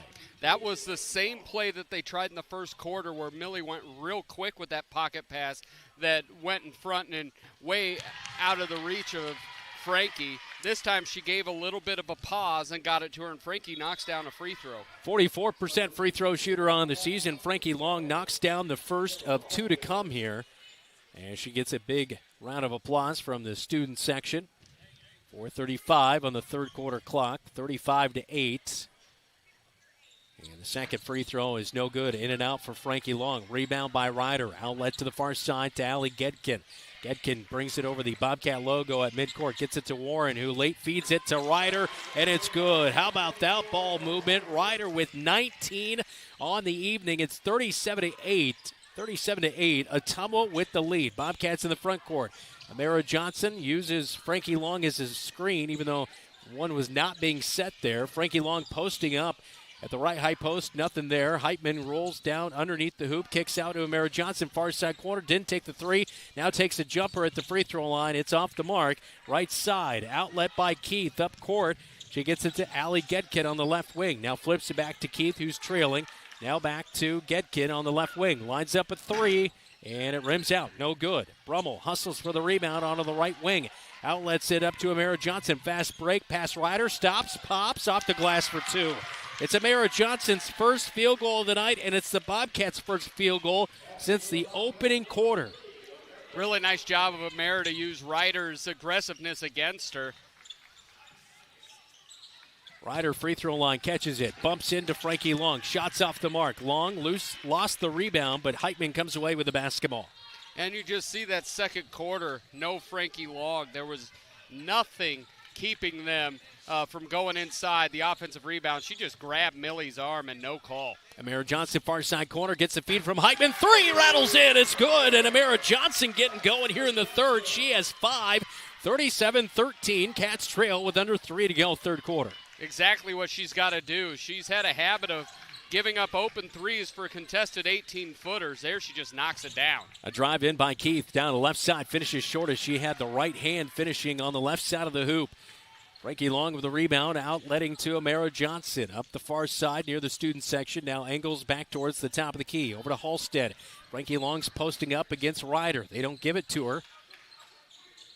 And now Halstead's trapped in the corner and has it picked away. One thing, never dribble into the corner and get yourself trapped like that. Heitman comes away with the basketball, though, luckily for the Cats. Amara Johnson behind her back, drives inside. Oh, wow, how about that? In between three, Bulldogs puts up the scoop and score, and it's good for two, 37-15. Amara Johnson with 7 in the quarter. Timeout on the floor on KFJB-TV. That left was gorgeous. You planned and saved for your child to go to college, but medical school after graduation was a surprise. A happy, expensive surprise. Wells Fargo Advisors can help. For more than 125 years, we've created wealth management and investment strategies aimed at achieving our clients' personal financial goals. When opportunities surprise you, turn to Wells Fargo Advisors. Together we'll go far. Wells Fargo Advisors is located at 14 East Southridge Road in Marshalltown. Call them at 641-752-5401. They're a member SIPC. I'm Kinsley Bowie, and you're watching Bobcat Basketball on KFJB-TV. Back inside the Roundhouse, 37-15, 2:09 to go in the third quarter. Amara Johnson with 7 points. Bobcats starting to figure some things out on the offensive end. Well, you look at Amara Johnson, knocks down that big corner three. That shot right there actually was the first basket in a half-court set for the Cats all night long. She followed that up with an incredible. That was her first bucket, just had Ryder fly right past her, get 2. And then the third one was the most beautiful of all. Went left hand off the left-handed bounce, scoop up off the glass and in. Just I don't know how she. Amara's got 7. Yeah, it was a scoop and score, a classic rendition of it, but I don't know how she got that off. As Ottumwa will go to the front court, get it underneath the Ryder, and she misses the bunny, but the putback is good as Goldsmith got the rebound. And she goes up for her first bucket of the night. She averages 11.5 points per game, but missed that one, and it looks like Kendall Brummel might have rolled an ankle here. As her right ankle, she is pointing to it. And an injury timeout with 1:52 in the third quarter. Cats trailing 39-15 on KFJB-TV. When you're craving something quick, tasty, and satisfying, think your Marshalltown Dairy Queens. From hot made-to-order favorites like burgers, chicken strips, and fries to the Dairy Queen classics you love, blizzards, cones, sundaes, and shakes. Be sure to check out the monthly featured treats and limited-time favorites, always giving you something new to try. Whether it's lunch, dinner, or a sweet treat, just because. Your Marshalltown Dairy Queens has you covered. 2 convenient locations, South Center Street and North 3rd Avenue in Marshalltown, where happy tastes good every day. I'm Millie Heitman. You're watching KFJB-TV. Kendall Brummel helped off the floor after looking like a ankle injury as the Bobcats with the basketball after the Goldsmith bucket. 39-15 Ottumwa with the lead. Kira Holstead is into the game for the Cats as Heitman at the top gets it over to Jansen, left wing. She drives in, has it knocked away by Ryder. Outlet to Augusta Warren as she'll bring it over the timeline.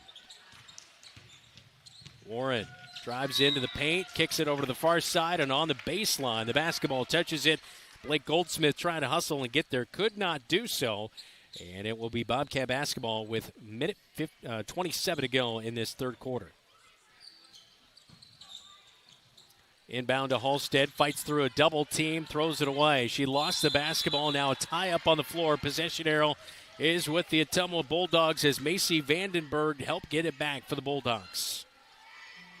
It's a little bit of Kira Halstead, a little bit of nervousness, a little bit of timidity. She's just got to be much stronger with the basketball, much more assertive. Inbound to Ryder at the free throw line. Gives it over to Goldsmith, left high post. Now bounce pass over to the right wing to Gedkin. Gedkin drops it into Ryder. She goes high off the glass against Frankie Long. Turnaround on the right block is good. And she has 21 in the game now, does Emma Ryder for the Ottumwa Bulldogs. Bobcats break the press. Over to Mara Johnson, drives in. Ryder blocks her shot out of bounds on the baseline. It'll stay with the Cats, but Ryder with that 6'1 frame getting in there, and they're taping up the right ankle of Kendall Brummel, who rolled it just a moment ago. You love to see a Mara on the take. Once that big comes over, you want to drop that off to Frankie Long for an easy layup. Mara Johnson, top of the key, off the inbound play. Now they drop it into Frankie Long. She'll try to go back to work and misses the bunny inside. But she gets her own rebound, and the putback is good. It's the first field goal of the night for Frankie Long, who has 3 points. 41-17, Ottumwa with the lead. Ryder takes a three, right wing, back of the iron, no good. Long rebound out to the top of the key, goes and deflected to Warren. Ryder controls it over the right wing to Gedkin. Gedkin gets a screen from Ryder, and they'll reset as Amara Johnson steps out on Gedkin. They're going to play for the final shot of the third quarter. Shot clock is off with 15 seconds to go. Vandenberg has it way out high. 9, she'll start a drive. And almost a travel, she went to the paint. Georgia Jansen rips the basketball away. 2 seconds, 1 second, layup at the buzzer. Oh, it rims out front side. No good on the layup by Georgia Jansen, and that's how we go to the fourth. It is all Ottumwa, 41-17 as Frankie Long trying to get going late inside the roundhouse. Have Van Wyck Wood Builders design and build the storage shed you need. So many different options to choose from. Van Wyck Wood Builders, just 5 miles south of I-80 in Grinnell on Highway 146. Online at vanwyckwoodbuilders.com. We do more than just t-shirts and hoodies. Check with Adlet Engraving and Screen Print for awards, lasered items, embroidery, and of course, imprinted apparel. 307 Riverside right here in Marshalltown. Easy parking, delivery is available. Refinance your auto loan with Members First Community Credit Union. For a limited time, refinance your auto loan from another lender and receive 1% cash back up to $500. Scan the QR code to apply online. Call us or visit a Members First branch.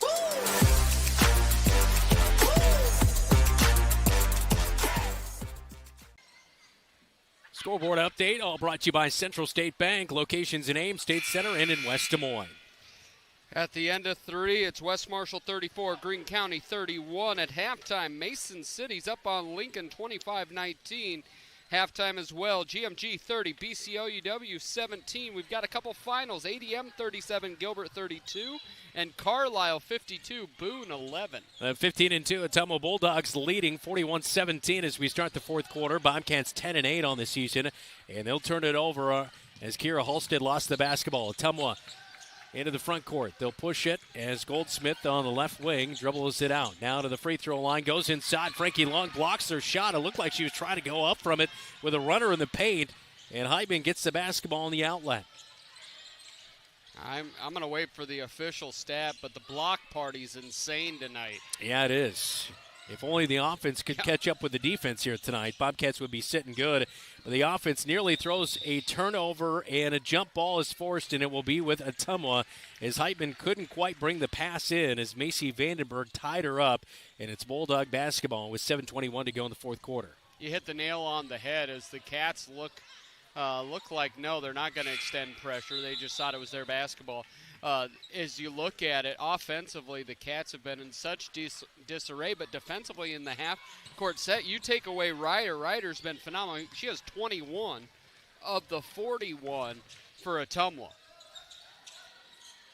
Ryder passes it to Goldsmith. Free throw line. She has to bounce it out as she got stuck on Frankie Long. Now a drive past Frankie Long.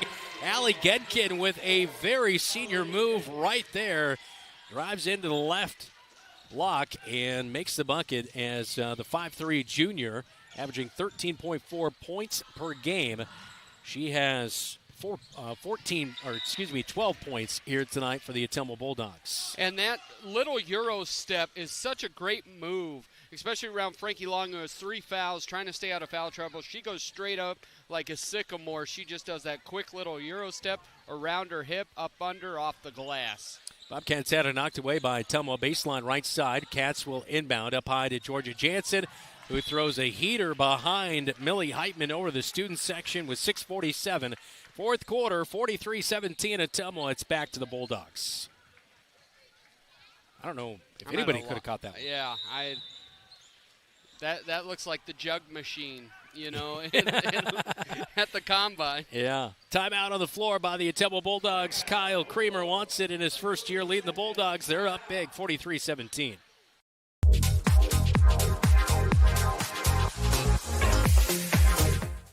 Brown's Shoe Fit has a great selection of athletic footwear, including Hoka, Brooks, On Cloud, Birkenstock, and Taos. Brown's Shoe Fit can find the right shoe for every occasion for both men and women, including dress shoes, casual shoes, work boots, and more. They carry multiple sizes and widths to ensure the best fit for you. Their expert-friendly staff will take the time to give you the service you deserve. Brown's Shoe Fit, downtown Marshalltown, with you every step of the way.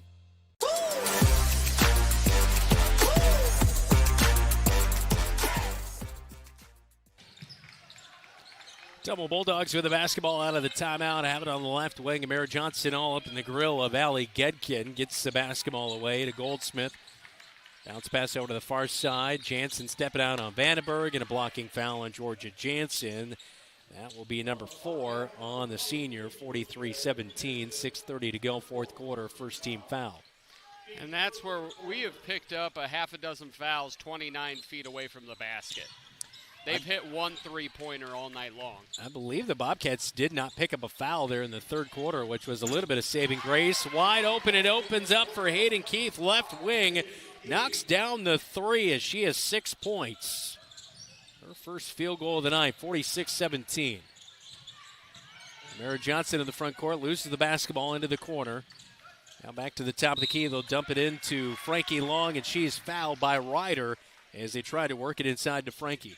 The difference from the first quarter where that was a turnover, Frankie put her backside right into Ryder, kept Ryder from being able to be loose and be able to tip it away, and also the entry pass was away from Ryder's right arm. Mallory Myron almost stepping over the line on the inbound underneath the hoop.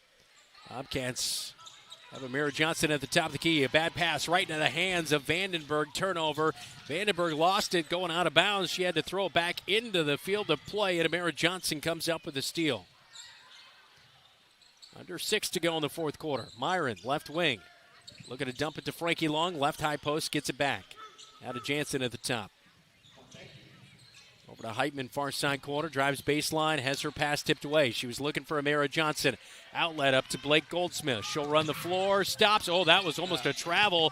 Did not get the call. She feeds to Hayden Keith on the right block, puts up the shot. It is good, and it's an and one for Hayden Keith. She got away with some steps, but she took advantage of it and is going to earn her money's worth, getting a chance for a three-point play. There you go. Yep, there's the step. Definitely Goldsmith traveled with it, but no call. And Keith got the dump off and made the bucket, 48-17 with 5:26 fourth quarter. And apparently they're not calling it a made bucket and an and one. All right. They are just giving the basketball to Ottumwa. And the rule book out the window. Dump it into Ryder, left block, kicks out, right wing Keith, three. Pops in and out. Boy, that was halfway down. Frankie Long with the rebound and outlet to Millie Heitman. Jansen at the top of the key, give and go. Back to Heitman, cutting down the left side of the paint. Layup is way too strong, but Frankie Long underneath the hoop. Got the rebound. Putback is good, but are they going to rule a foul or a travel? It's a foul on Ryder, has to be. All right, so no bucket. They say that the foul came before the shot. Oh, no, it is an and one. So they're going to rule that good by... Oh, they did go in. Yeah, you're right. Okay, all right. So they are going to recount the bucket and an and one for Frankie Long, as that is the fourth foul of the night on Emma Ryder. So one more and she is done for the night. Frankie Long, 1 for 2 at the line tonight, and it rims out right side. No good. Jansen and Heitman almost had a chance for the rebound, but beat out by Blake Goldsmith, who dishes out to Gedkin. Gedkin, right wing, now over to the far side corner. Three lined up, and Hayden Keith knocks it down again, her second one of the quarter. She has 9 on the night, 6 here in the fourth. It's 51-19. Cats in a big hole. Jansen, layup on the left side of the hoop. It comes up off the bottom of the backboard. Goldsmith with the basketball. Over to the far side corner. Gedkin wide open for the three. It's no good. Frankie Long with the rebound on the right block. Feeds out to Kira Halstead. You can sense how this Ottumwa team, if they can get going, they've got a couple good shooters. And Ryder is such an incredible post player, and she's also just athletic and long, can move. Ottumwa with the steal, fast break, a little 2-on-1. Goldsmith gets the ball back after coming away with it. She got the fed from Allie Gedkin, and Goldsmith held scoreless in the first half. She has 4 on the night, 4:04 to go in the fourth quarter, 53-19 on the Friday showcase here inside the Roundhouse tonight. Coming up, it is the second half of our doubleheader boys game right around the corner. So the Bobcats going to most likely go on to lose here tonight, down by 34 points at home. But what do you take away from this game against a very good 15-2 Ottumwa Bulldogs squad? I think it came down to defensively. You were able to execute your playbook, I think, for the most part, and you still lost by 35. And it's because of everything else. This team does pride itself on defense, but you're not so good defensively that you don't have to execute in other parts of the game. I really felt like tonight the half-court offense was not in a good space. They started out early, able to get some transition points. I think you got to look in the mirror a little bit, have some accountability with yourself, and the unforced turnovers just are absolutely have cost us a couple games this year. Yeah, turnovers mounting here in this quarter. They're already down 12-2 as Ottumwa has outscored them halfway through this fourth quarter. 4:04 to go on the Marshalltown High-B scoreboard. Bobcat basketball out of the timeout. Amara Johnson trapped in the far side corner on the inbound play. Bobcats will throw it away. Ottumwa will come away with the basketball as Vandenberg hustles to it on the near side.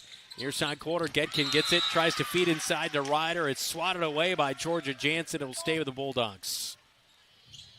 Nice hustle. Georgia had to sprint to get back into that one.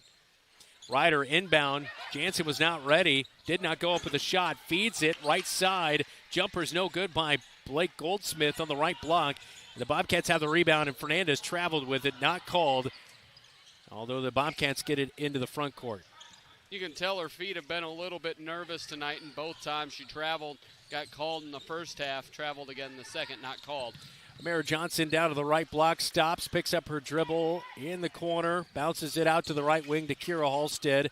Dribbles out of some pressure, gets it over to Fernandez, who fumbles away the basketball, gathers it back in. Now to Amara Johnson, three from straight on with 3 seconds on the shot clock. Three is no good.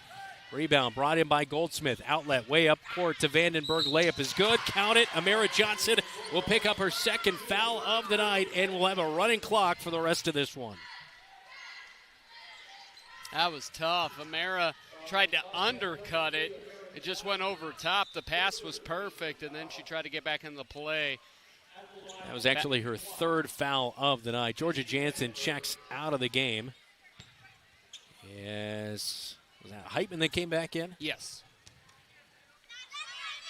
The and one is up, and it will hit off the back of the iron and roll in for Macy Vandenberg, who puts the final touches on this one. A 37-point lead now for the Ottumwa Bulldogs with under 3 to go. The Bobcats at midcourt throw it away. Keith inside. The layup is good.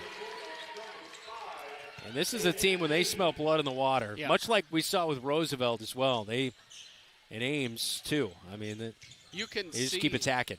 I think out of any team we've played, they're the most balanced, though, I think. Yeah, they have a lot of good pieces to their team. Well, and then I think Ryder is kind of the difference maker, is when you have an athletic big like that also can be physical but get out and run, and then you have shooters, once everything compacts in on her that can hit shots, that is a lethal weapon.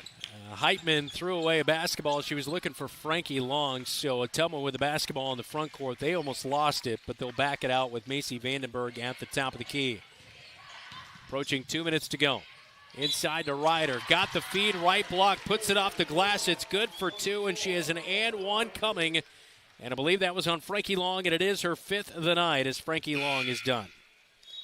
Yeah, Frankie just never really got it going, and I feel like one of the things we've had to say way too often is Frankie never really got it going. Yeah. Ryder at the line for the second time tonight. Earlier tonight, she knocked down both free throws. And the and one is off the right side. No good. She'll hold at 23 points on the night for Emma Ryder. Under 2 to go, 60-19. Ottumwa with the lead. Jansen in the front court has it batted away by Hayden Keith into the Bobcat bench, and they'll inbound here momentarily with a running clock. And Ryder, that'll be it for her night. She'll finish with that 23 as she checks out. And in for her will be Maddie McIntyre, the freshman at 5'3", checks in. Out of the game comes Hayden Keith. Replacing her is Reese Thompson, as well as Blake Goldsmith checks out of the basketball game. I believe Augusta Warren checked in as well for the Ottumwa Bulldogs. Heitman down to the right block. A little hesitation move, goes inside for 2 as Heitman has 7 on the night, 60-21. You look at Millie's been aggressive at points. I'd love to see her aggressive all night long. Heitman blocks the shot of Warren going inside. Ottumwa gets it back for a moment, and the runner by Reese Thompson is no good. So the Bobcats with a rebound. Jansen up to the right wing, gives it to a trailing Heitman. Heitman looks for Jansen, one-handed pass down to the right block. Jansen gets tied up down low as she sends Macy Vandenberg to the floor. Possession arrow with the Cats. It'll stay with them for the final 40 seconds. Yeah, you look just that you want that quick one-handed, but too much pressure, too much. Jansen gets the inbound pass and gets the foul, and Jansen's night is done as she missed the bunny from the left block, tried to go for the rebound, but fouls Leah Baroma. And that is the 5th team foul, so that'll send Baroma to the line for 2 free throws. As Jansen has to check out, Amira Johnson will come back into the game. So 24 seconds to go in this one as, again, Leah Baroma will head to the free throw line. Second time tonight as you see the foul on Jansen on the rebound opportunity. Baroma, 48% free throw shooter. A 5'6" senior at the line. Rims out the first one. 60-21 our count with Ottumwa leading. And the second one by Baroma is good. She will finish the night 2 for 3 at the line with 4 points for the Ottumwa Bulldogs. Heitman in the front court with final 15 seconds to go. Free throw line, Amira Johnson catches it, dribbles in, and a push from behind on Augusta Warren. And with that foul, that'll be the third team foul. And with the running clock, the time will expire. 61-21 will be our final score as Bobcat girls fall to 10-9 on the season. Ottumwa now on a 16-game winning streak. They're 16-2 as they continue to put together a very impressive season with a win on the road. This is Bobcat basketball. You're listening to News Talk 1230 AM, 93.9 FM, and watching on KFJB-TV. Looking for top-notch eye care close to home? Eye Care Associates, with offices in Marshalltown, Conrad, and Toledo, has proudly served Central Iowa since 1990. Their expert team provides eye exams for all ages, designer frames, contact lens fittings, and treatment for glaucoma, cataracts, and other eye conditions. With advanced technology, a welcoming staff, and convenient online booking, your next visit is easier than ever. Visit visionsource-marshalltowneyecare.com today. Eye Care Associates, your vision is their priority. Good call tonight, man. You too? You think what I'm thinking? Let's go to Legends for a Bobcat burger. Hi, guys. What are we hungry for today? I think we're going to do 2 Bobcat burgers.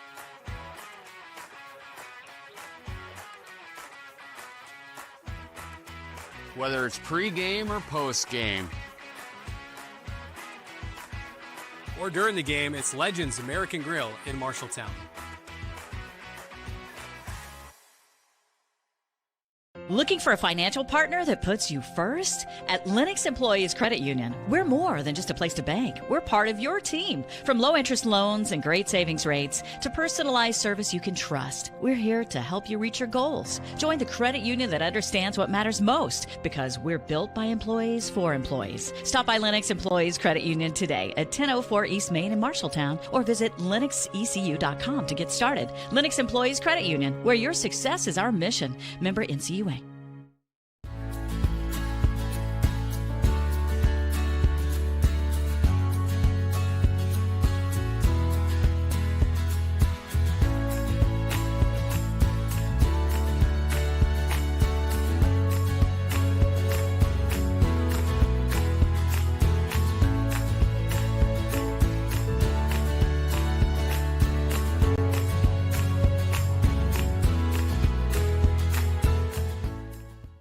KFJB-TV Locker Room Report, powered by Wells Fargo Advisors of Marshalltown. 61-21, our final score here tonight, a 40-point win for the Ottumwa Bulldogs, who go to 16-2 on the season. Bobcats fall to 10-9 on the year, as the Ottumwa Bulldogs will take on Mount Pleasant Tuesday night. Bobcats will be at home against the Lincoln Rail Splitters. Leading scorer tonight for the Bobcats, Amira Johnson, 7 points. She had all of that in the third quarter. Millie Heitman finishes with 6. Frankie Long with 5. 2 for Georgia Jansen, as Jansen and Long both fouled out here tonight. Kendall Brummel sounds to be okay. She talked to our very own Keith Stewart with an ankle injury. Looks to be okay. Kinsley Bowie also battling a finger injury. She did not finish this one here tonight for the Bobcats. We'll wrap up the locker room report for the girls' game when we come back here on KFJB-TV. You look forward to retirement as your time to relax. But now that it's here, turns out relaxation is overrated and you'd rather get back to work with an idea of your own. Wells Fargo Advisors can help. For more than 125 years, we've created wealth management and investment strategies aimed at achieving our clients' personal financial goals. When retirement plans change course, turn to Wells Fargo Advisors. Together, we'll go far. Wells Fargo Advisors is located at 14 East Southridge Road in Marshalltown. Call them at 641-752-5401. They're a member SIPC. From preschool to graduation day, Marshalltown Community School District prepares students for success in a global world. Embrace the lead with curriculum that prepares students for tomorrow's challenges, giving your child unmatched college and career advantages. Embrace the lead by developing talents beyond the classroom through extracurricular opportunities and by focusing on student well-being and whole child development. Create a global learning community right here in Marshalltown. Learn more at marshalltown.k12.ia.us. At Opa Grill in Marshalltown, every meal is a reason to celebrate. Opa means celebrate, and that's exactly what you'll do with every bite. From Greek gyros and lasagna to Italian pastas, juicy burgers, hand-breaded tenderloins, and vegetarian options. There's something for everyone. Enjoy homemade soups, fresh salads, and tremendous desserts you won't forget. Opa Grill, where flavors come together and celebrations begin. Open 11 to 8 Monday through Friday and 11 to 3 Saturday. Opa Grill, come celebrate great food. You've got goals. You need a plan. Don't waste time or money. At Marshalltown Community College, you get the power to choose. Transfer to a 4-year university or step straight into a career in healthcare or trades. Small classes, caring faculty, real-world experience. Marshalltown Community College. Your future starts now.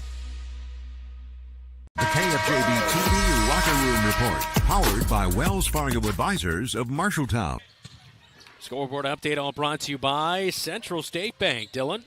We've got some finals. West Marshall defeats Greene County 51-40. PCM over Roland Story by a bucket. Newton hangs on, beats Oskaloosa by 12. Dowling has no issues with the Hawks of Ankeny, 63-45. Fort Dodge destroys North, 57-13. GMG 43, BCLUW 29, Johnston 65 with McDonald All-American Jenica Lewis, and Valley 38. The only game not at a final is Mason City and Lincoln. Mason City's up 8 in the fourth. That will wrap up the girls' game and our locker room report, all presented by Wells Fargo Advisors in Marshalltown. Again, the ladies will be at home against Lincoln coming up on Tuesday night. This is Bobcat Basketball. You're watching KFJB-TV. You're an empty nester closing in on that retirement property. Chances are your plans didn't include mom moving in, but life happens and you do the right thing. Wells Fargo Advisors can help. For more than 125 years, we've created wealth management and investment strategies aimed at achieving our clients' personal financial goals. When retirement means caring for yourself and a loved one, turn to Wells Fargo Advisors. Together, we'll go far. Wells Fargo Advisors is located at 14 East Southridge Road in Marshalltown. Call them at 641-752-5401. They're a member SIPC. Wayward Social is the place for fun. With 20 lanes of bowling, leagues for all levels, great food and drink options, an awesome arcade, there is a ton of fun to be had at Wayward Social for date night, family fun, or the company party with plenty of space for everyone. Visit Wayward Social on Facebook for updates on specials and live music. It is all on South 6th Street in Marshalltown. Visit wayward-social.com to start planning your group outing at Wayward Social, the place for fun. McGregor's Furniture and Mattress is your local furniture store in Marshalltown. With their extensive inventory, you're sure to make a winning selection when you shop McGregor's for your bedroom, living room, and dining room furnishings. McGregor's has the right play for every room in your home. McGregor's Furniture and Mattress is proud to be your locally owned and operated furniture store since 1896 and very proud to support Bobcat Athletics again this season. McGregor's Furniture and Mattress, downtown Marshalltown, open 7 days a week.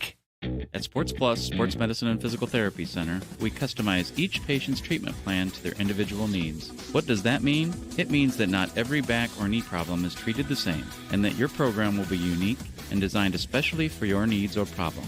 This improves how quickly you will return to work or sports. The Sports Plus staff is encouraging and takes pride in your successful recovery. This is just one more reason why champions choose Sports Plus Physical Therapy as their favorite place to rehabilitate and train. Scooter's Coffee is going bananas, literally. Treat yourself to banana bread hot or iced lattes, creamy latte blenders, and fresh banana bread muffins. Need something refreshing? Sip a berry spritz soda, light, bubbly, and perfect any time of day. Craving cozy? Try salted caramel waffle lattes, hot or iced, or a smooth sea salt caramelicious as a latte, cold brew, or blender. And don't forget the French toasty sandwich, warm, sweet, and satisfying. Plus, Cinnalicious drinks are here for a limited time. Scooter's Coffee, amazing people, amazing drinks, amazingly fast.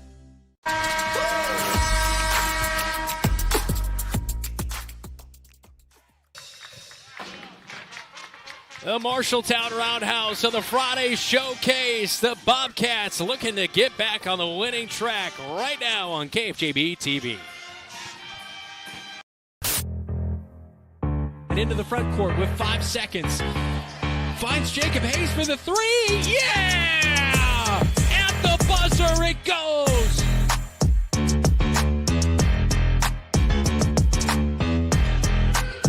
House flips it underhand to Kyle Smith. Wide open splash. Knocks it down near side. Here goes Hayes down the right side of the paint. Count the bucket. Yeah. Down to Gersma. Top the key is he had nothing going. Gersma inside. Scores the bucket.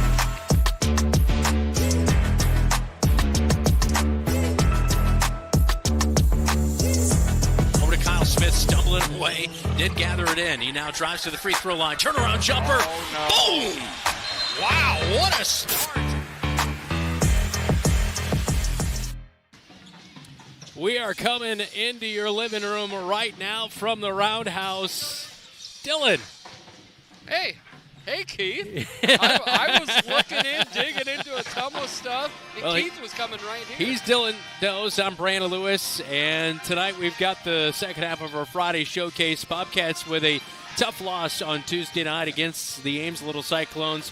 Kyle Smith struggled from the floor. He only put up 2 buckets. He had 6 points. How does he get back on track here tonight against Ottumwa? I really think what Kyle Smith does is when you can get in transition or when you can get off the bounce and kick to him.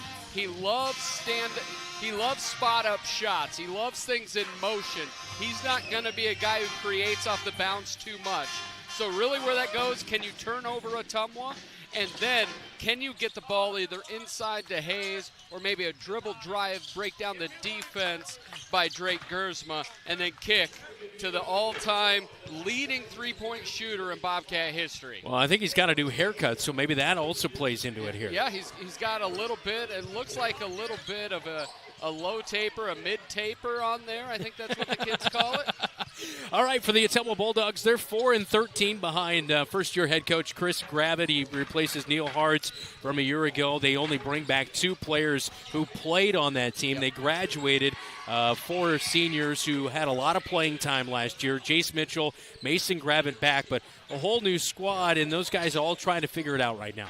Yeah, and you look at when you get a lot of pieces, then your leading scorer in Van Engelhoven is not somebody who got a lot of run at all. So now you've got to figure out your role. You figure out how you want to play.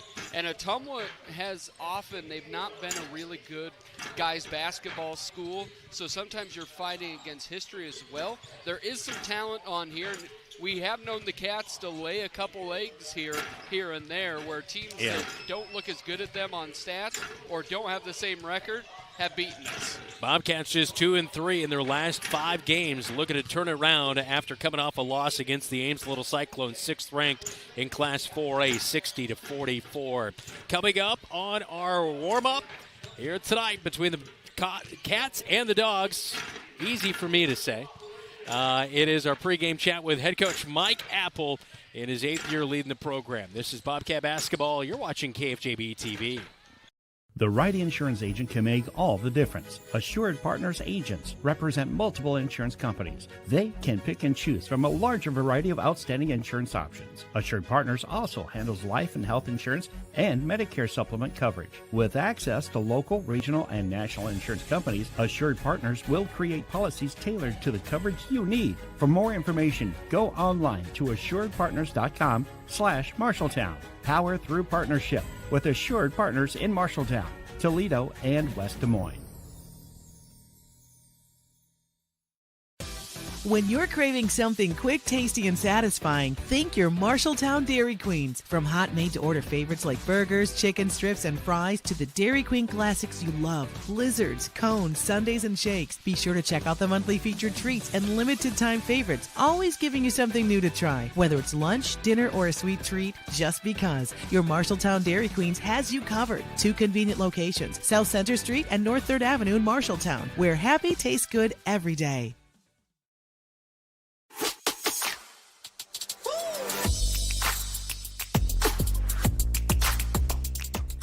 Back in on the countdown to tip-off. It is the Bobcats and the Bulldogs inside the Roundhouse tonight. Welcome in head coach Mike Apple. Coach, you head into this one coming off a tough Ames loss. You have a couple days off for practice. How's the team's response coming off that big game against Ames and heading into this Friday night matchup? Yeah, I mean, our guys have been great. They responded well, practicing really hard these last couple days to prepare for Ottumwa.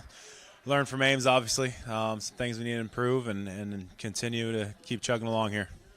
Yeah, your team obviously with 10 wins on the season looks for number 11 here tonight, and obviously taking a step up from last year. And on the defensive end, is there anything on that defensive side you've seen on film that you really look forward to kind of attacking on the Bulldogs side? Yeah, I mean, if we're just patient and execute our offense, I think we can get some really good shots. So just understanding we don't need to shoot the first one we see. It might be kind of good, but I mean, we'll get another really good one. Just be aggressive to the rim, I would say, just to start, execute, set good screens, and a lot of good things will happen for us. Yeah. Ottumwa has struggled a little bit. There are back-to-back nights. They took on Hoover last night, 64-57, the final in that one. Kind of a whole new lineup from a year ago. A couple players back in Jace Mitchell and Mason Gravitt. But outside of that, it's pretty much a whole new squad you're facing this year. What have you seen that's kind of maybe impressed you with their first-year head coach leading them? Well, they're trying to play a lot faster tempo. So, I mean, we got to be ready. We got to get our transition back and be ready and understand that all 5 guys, if they get it, they're not afraid to shoot it and score it. They like to mix it up, and they'll try and press you at times to speed the game up as well. So just being ready, being prepared. Obviously, when there's quick shots, we need to be ready to rebound. So eliminate some of those second chance points off a rebound and rebound really well, and that'll help us too. I know you talked about this a little bit on Bobcat Live last night, but the freshman Damian Segovia, he's played so well. In January, he went through a little bit of a lull, but then against Ames, I thought he played one of his better games of the season. He had 11 points. What's that say about a player kind of going through a little bit and then finding a way out of it? And I'm sure during that freshman curve, there's always, games where, games like even Ames, they're going to target a freshman maybe, but for him to kind of fight through that, what's that kind of say about him? Yeah, it was great to see him bounce back. He had a rough couple games there where he just wasn't scoring it and missing some shots that he had been making. So just stick with it, stay the course, stay consistent with what you do and how you prepare and what you're doing in practice. And Damian's done a great job of that, really all season as a freshman, the biggest thing is just continue to have confidence, continue to believe in yourself, take good shots, and that always obviously helps with confidence. If you're taking good shots, he usually does a nice job of making them at a high percentage. Yeah. Who do you kind of lean on here tonight to get that turnovers started on the other side? Because they're a very turnover-prone team, and I'm sure you mentioned them playing a fast style. How do you create more turnovers here tonight and gain those extra opportunities for your offense? I don't know if it's just one guy necessarily. It's just being solid defensively, being in the right spots, playing hard, making it difficult for him to score it, understanding ball screen defense. And if that happens, we'll have opportunities to do that. Good luck tonight. Yep, thank you. All right, it is the Bulldogs and the Bobcats coming up. We'll check out the starting 5 right here on your home for the Bobcats, KFJB-TV. Brown's Shoe Fit has a great selection of athletic footwear, including Hoka, Brooks, On Cloud, Birkenstock, and Taos. Brown's Shoe Fit can find the right shoe for every occasion for both men and women, including dress shoes, casual shoes, work boots, and more. They carry multiple sizes and widths to ensure the best fit for you. Their expert-friendly staff will take the time to give you the service you deserve. Brown's Shoe Fit, downtown Marshalltown, with you every step of the way.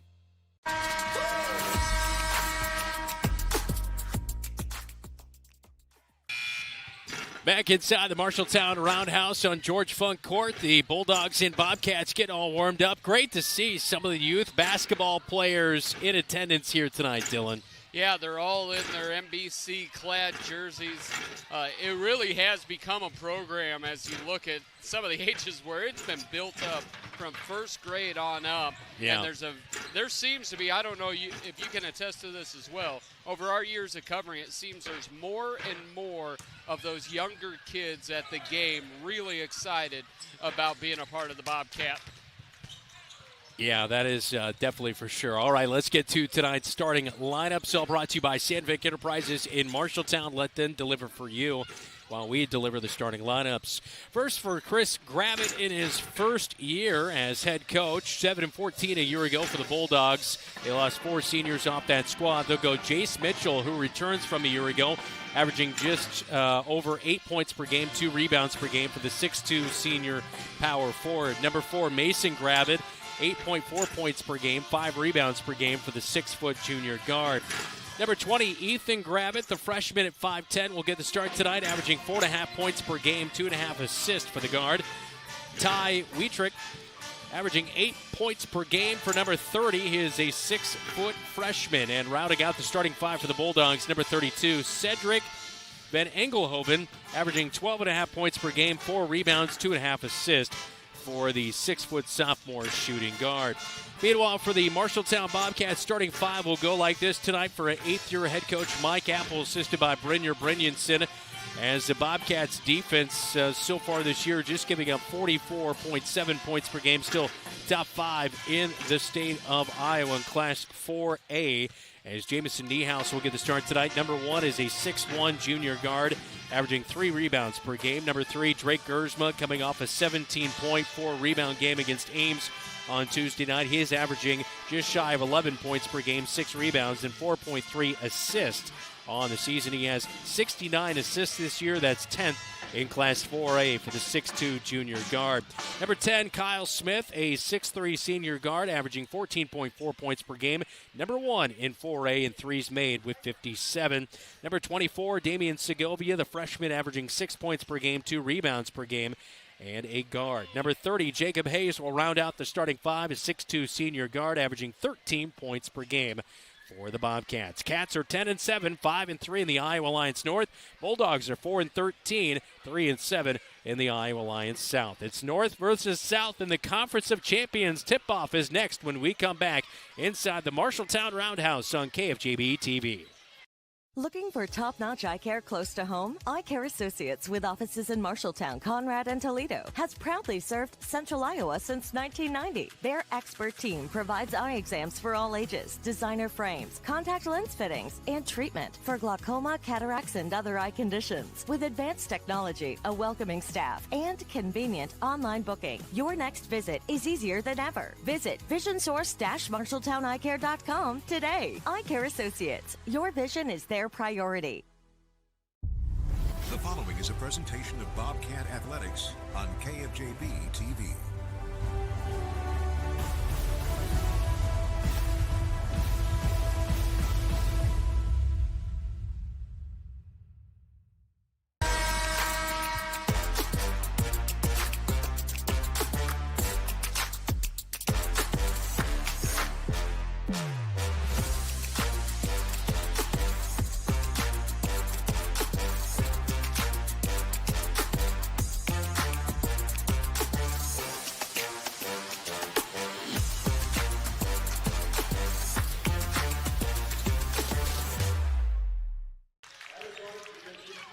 We're getting rowdy in the Roundhouse on the Friday showcase on George Funk Court. Bulldogs, Bobcats coming up. Dylan Doze alongside me. I'm Brandon Lewis.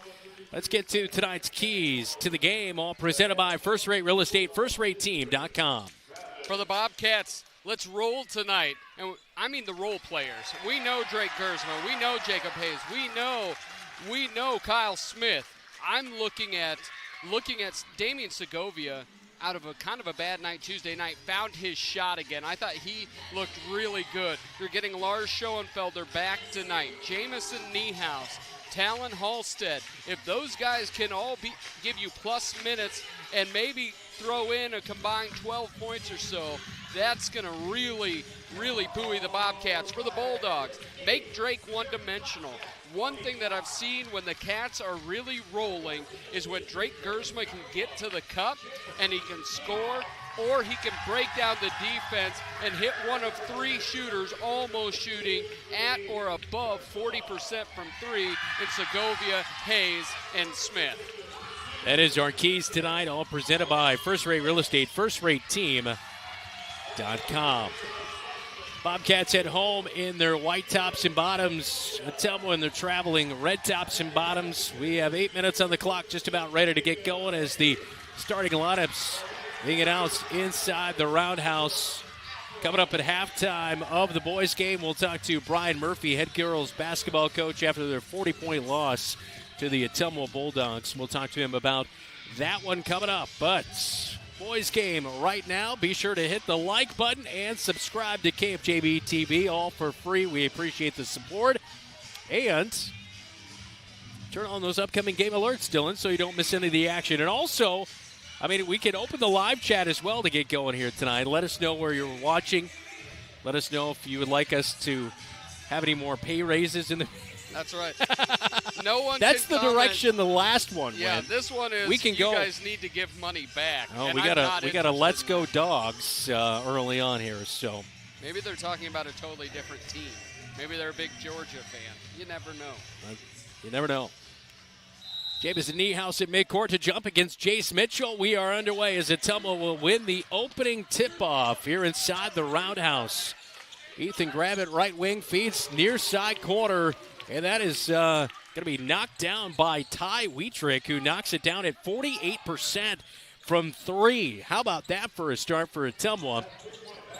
Bobcats on their first opening possession of the game. Gersma at the top of the key, drops to the right wing. Looking over to Segovia, dumps it in. Backside cut to the right block and off the glass for Jacob Hayes for two.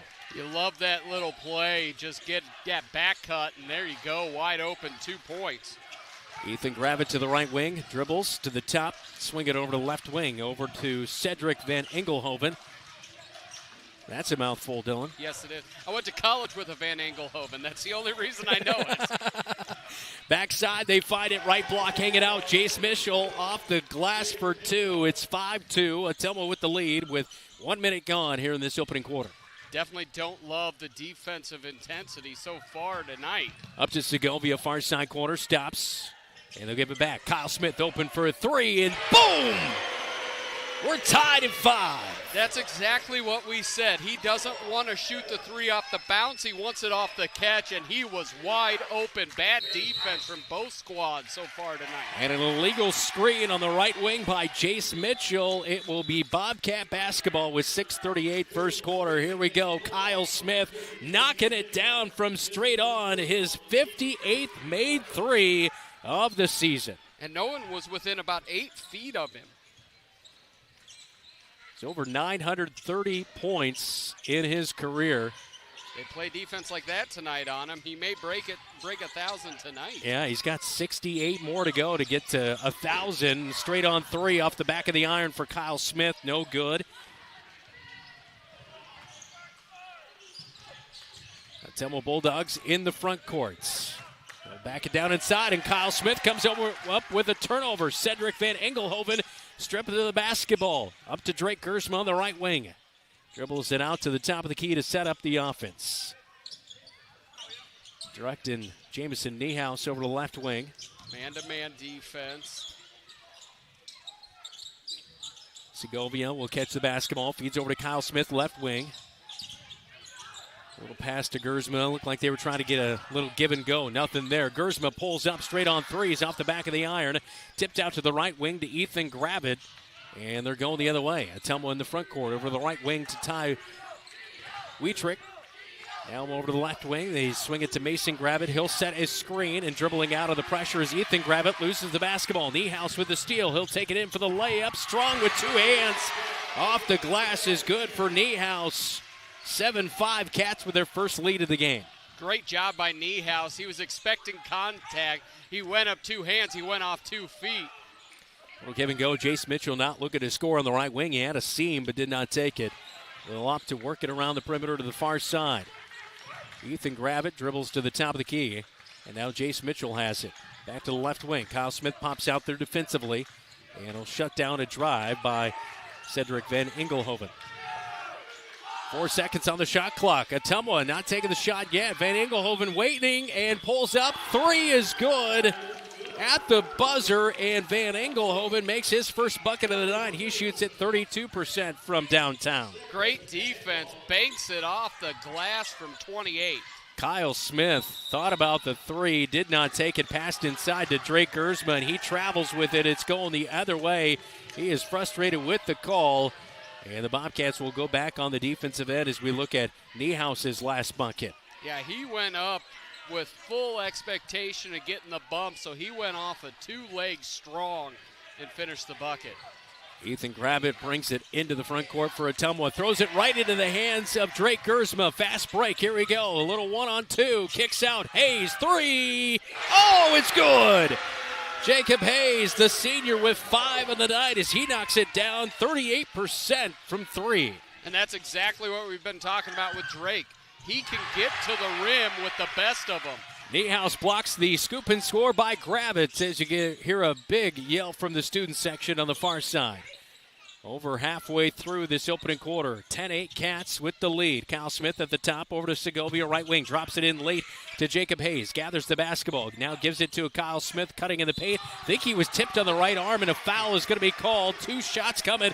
A late call from the official. The Ottumwa Bulldog faithful does not like the call, but it is going to be a foul as we take a look at the replay here. Yep.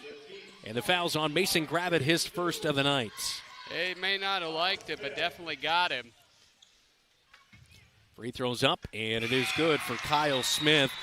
A little bit of a down year at the free throw stripe for Kyle Smith, just 63%. He was up near 80% a year ago at 76%. And the crazy thing is, his three-point shooting's up about 12 points. Yep. He's shooting so efficiently everywhere but the line. Second free throw is no good. Gersman went for the rebound. It's tipped out of bounds, and the officials going to get together to discuss it to see if it was off of Ottumwa or not. And they are going to give it to the Bulldogs off the missed free throws. So 11-8, Kyle Smith with 4 points as he split him at the line. Ethan Gravett will run the point. He's over the 10-second line. Going to the right wing, picked up by Lars Schoenfelder. Good to see him back in the game after fighting through a shoulder injury he suffered against Mason City last month. 3 from the far side corner is no good for Ottumwa. Niehaus with a rebound, outlet to Drake Gersma. Gersma gives it right high post to Hayes. Looking backside, nothing there. Gives it to Schoenfelder. Opens up for Kyle Smith. Second 3 of the night from the right wing is good for Kyle Smith as he holds that pose as he knocks it down. Either the scouting report is way wrong from Ottumwa or they're just not following out there because Kyle Smith has been wide open. After an early 3-0 deficit, Bobcats now lead 14-8. Mason Gravett has it tipped away momentarily. Jace Mitchell gathers it back out high. Dribbles to the free throw line, tries to give a backdoor cut, and it looks like it's going to be out on Van Engelhoven. Bobcat basketball. I think we might have dodged one there, but there you see a great pick down by Jacob Hayes, but absolutely terrible communication by Ottumwa there. So a turnover on the Bulldogs, 14-8. Bobcats with the lead, and the basketball in the front court as Gersma backs his way to the right wing. Now they drop it in. Hayes, backdoor, right block, knocks it down off the glass and fouled. It's an and 1 for Jacob Hayes as the senior has 7, and he'll go to the line. As we look at the Tyler Prashong State Farm replay, UmtownProud.com. Second foul of the night on Mason Gravett as it sends Hayes to the free throw line, an 80% free throw shooter, up from 76 a year ago. Yeah, he has been really, really good.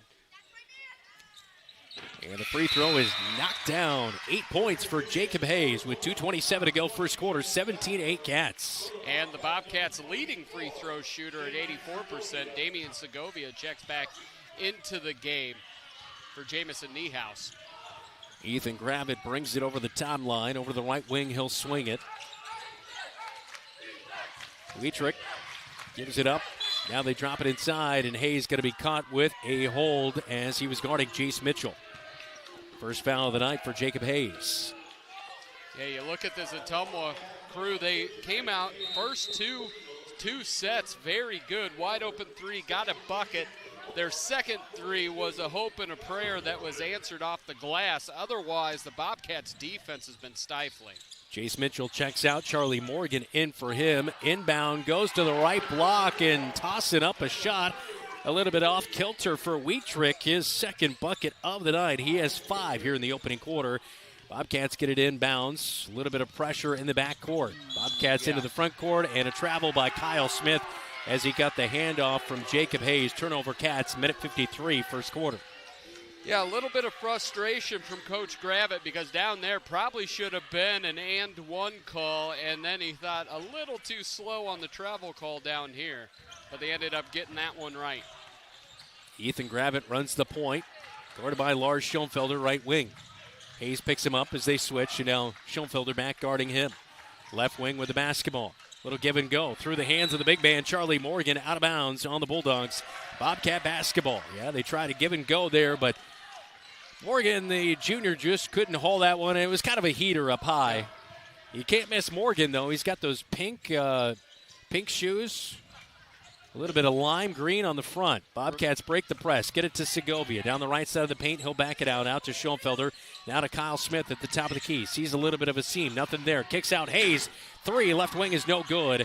And a backside rebound by Morgan. Yeah, Morgan looks like he's a D tackle out there. And kind of plays a little bit like it. Feisty on the boards. We'll drop it into Morgan as he goes to work, and he traveled with it as Hayes was guarding him from the backside. Bulldog turnover, Bobcat basketball with 1:11 to go first quarter.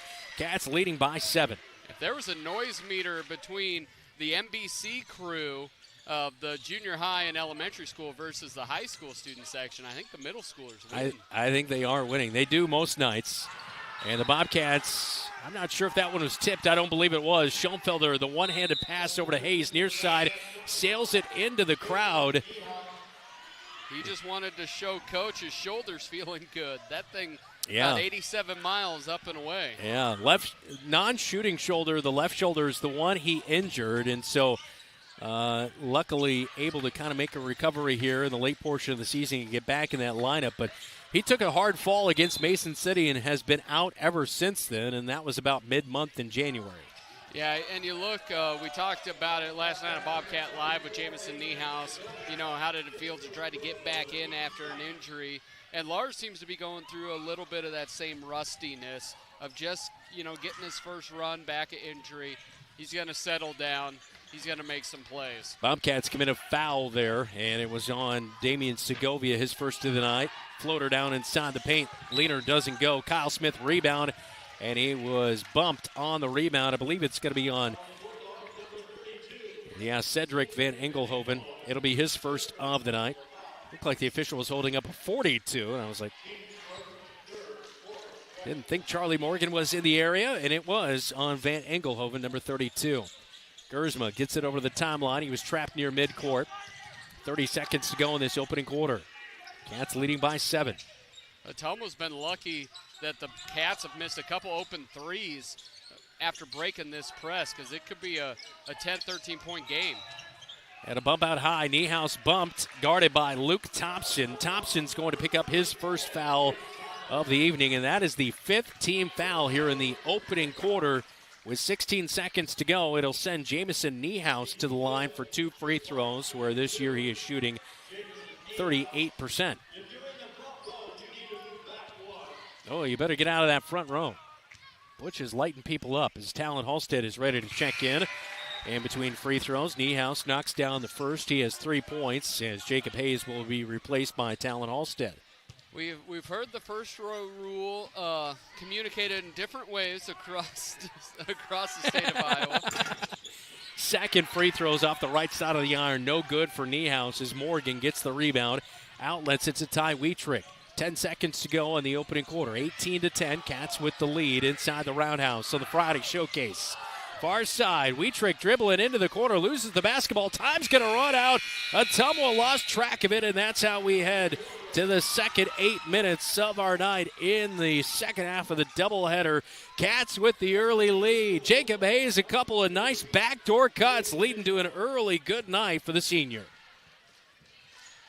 Refinance your auto loan with Members First Community Credit Union. For a limited time, refinance your auto loan from another lender and receive 1% cash back up to $500. Scan the QR code to apply online. Call us or visit a Members First branch. Have Van Wyck Wood Builders design and build the storage shed you need. So many different options to choose from. Van Wyck Wood Builders, just 5 miles south of I-80 in Grinnell on Highway 146. Online at VanWyckWoodBuilders.com.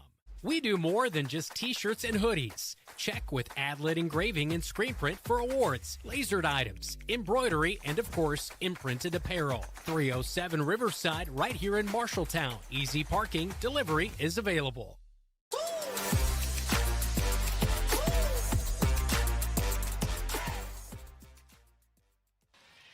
Bobcat seniors leading the way. Kyle Smith with 7, Jacob Hayes with 8. They lead 18-10 heading to the second quarter. Time for a scoreboard update, all brought to you by Central State Bank. Bobcat girls fall earlier tonight, 61-21 in boys action. End of 1, GMG 25, BCL 17. Halftime, West Marshall 25, Greene County 23. End of 1, Ankeny 23, Dowling 20. Bobcats with the basketball to begin the second quarter. Up by 8. Kyle Smith, third three of the night is knocked out as he rattles it home. Kyle Smith with 10 early points here, leading the Cats 21-10. The defender that from the person setting the pick, they have got to hedge on that. And a three was missed, but the basketball saved from going out of bounds by Ty Wietrich. He kicks it to Jace Mitchell, who scores it for 2, 21-12. Bobcats break the press, get it to Segovia downside. Oh, wow, he had to reach for that basketball on the feed from Niehaus, and a late quick shot inside for Segovia. The freshman gets his first bucket of the night. 23-12 Cats. Segovia almost forcing a turnover there on Ethan Gravitt, and now the turnover is there. Gersma has it all the way to the rack, and no good on the shot, but he was fouled on the way up, and it's 2 shots for the junior guard, and Drake Gersma is on his way up to the rack here on a replay. You watch it here. He was sailing pretty high there, Dylan. I think he wanted to try to put one down. And no, Segovia didn't get the first turnover, but he's the one that caused that second one. Really good first half by the Cats all around. Gersma knocks down the first as the foul is his second on Cedric Van Engelhoven, as on the season, Drake Gersma, a 50% free throw shooter coming in. His first trip to the line here tonight, rattles in the second one and extends the Cat lead 25-12. Cats really have just locked down this Ottumwa Bulldog offense. Bulldogs skip pass over to the right wing, a drive by Wietrich. Leaders no good. Kyle Smith with the rebound on the backside. He'll bring it up the floor on the far side across the Bobcat script. Right wing picked up by Van Engelhoven, gets it to Gersma at the top. He's motioning the offense. Hands off to Segovia. Now to Jacob Hayes at the top of the key. Backdoor cut for Kyle Smith. It was not there. Now he hands it off to Kyle Smith, left wing. They hedged on that one. Even that one was late, though. Niehaus, an extra pass to Segovia. Fumbled it away. Tosses up a shot with 6 seconds on the shot clock. It's no good. Rebound by Ottumwa. Outlet to Ethan Gravitt. And throws one right to the hands of Drake Gersma. There's contact going up the floor, and that will be on Luke Thompson, his second foul of the night. And it will be Bobcat basketball baseline right side as Thompson just did not want to give up an easy bucket right there. No, and I thought Drake was pretty smart because he leaned back into him as he was kind of riding on the hip. Got a little bit of, I think, head-to-head contact there. You get kind of popped in the face, plus you get a foul called on you. This might be one of our bigger crowds of the year. Great crowd on hand here tonight inside the Roundhouse. That NBC crowd is tight, but all around, good student crowd. Kyle Smith, a pump fake, fires from the free throw line. It's good. He loves that spot on the floor. Really developed that mid-range last year.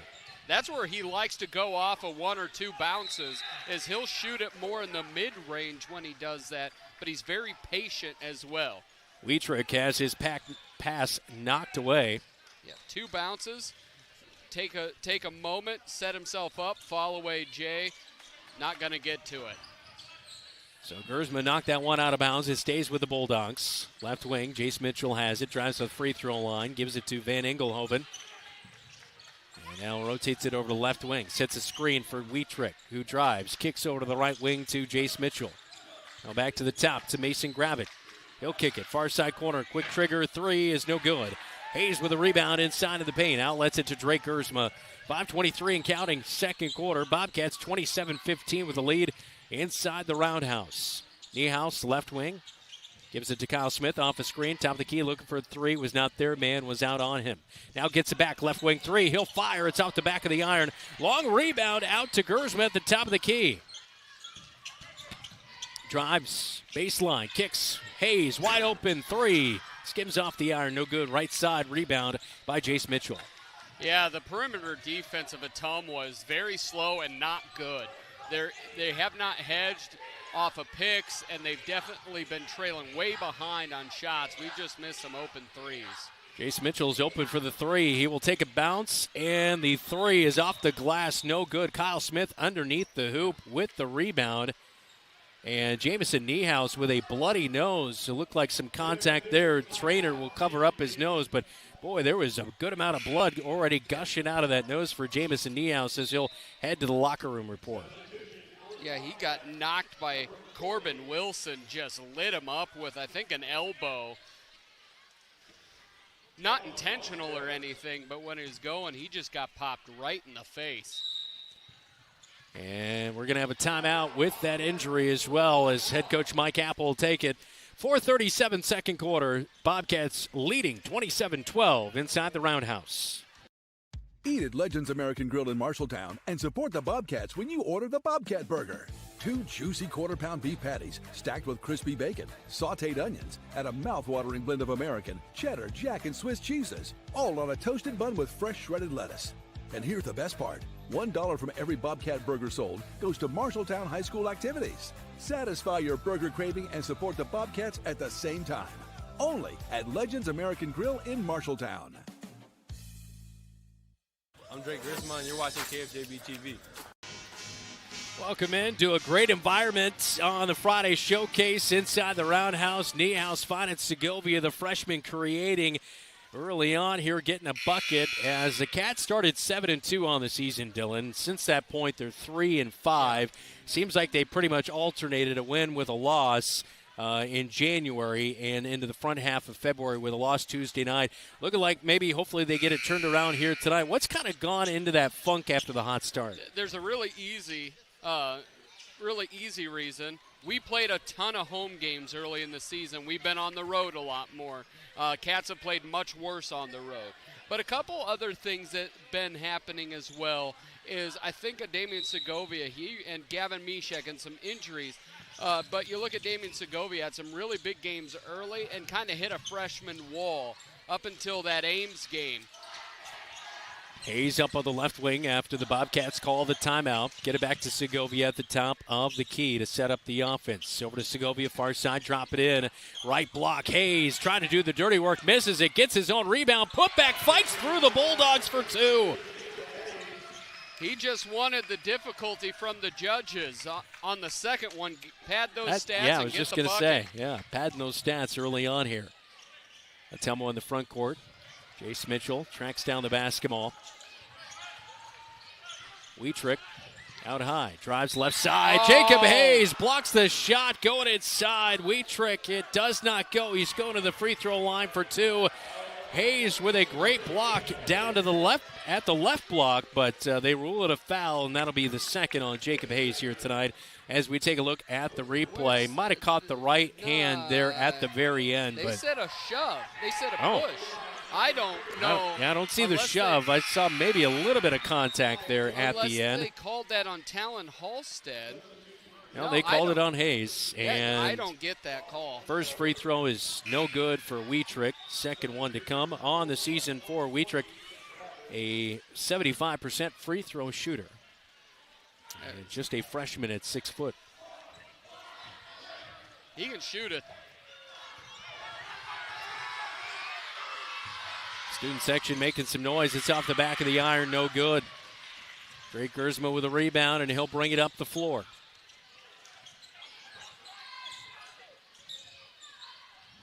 Kyle Smith cutting to the top of the key. He'll rotate. Gersma stops in the paint. Got to get rid of it. Cutting Kyle Smith. He goes up, and a foul going to be called on Corbin Wilson. Great job by Kyle Smith when Drake was just lost. Kyle's like, I'm just going to cut. And when you don't know what to do, when somebody needs you, you got to be able to cut, make yourself available to the passer. Did a great job with that. So Kyle Smith at the line for 2 free throws, his second trip of the night. He went 1 for 2 earlier tonight. And the first free throw up and good for the senior. 13 points now for Kyle Smith. extends the lead 30-12. 3:33 to go before halftime.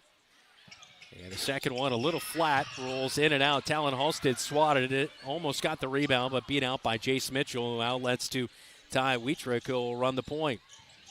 You hit the nail on the head while you struggled. That free throw shot is so flat. Out high, Ottumwa almost turns it over. Gravick gathers it back in, drives down to the right block, and he's fouled on the floor by the Bobcats. The foul comes in on Jacob Hayes, his third. Oh, it's on Halstead, excuse me. Halstead got him early, and that's one thing I know the coaches would like to see him react to that. Shuffle over, move your feet. Hayes not in the game, but I thought the officials flashed 30, so I was taking his word for it. Second time tonight, Dylan. Either I need to update my prescription. Or I will never say it's your fault, Brandon. Gersma nearly with a steal as he was putting pressure on Ty Wietrich and lost it out on the far sideline by the fans. And 3:01 to go in the second quarter. It will stay with the Ottumwa Bulldogs. Yeah, Jamison Niehaus still back there in that locker room, has not returned. They had reset the shot clock, so they will take it down to 21 seconds. Wietrich will stand on the far side to inbound. Getting close to 5 seconds, finally finds Jace Mitchell. Guarded by Talon Halstead.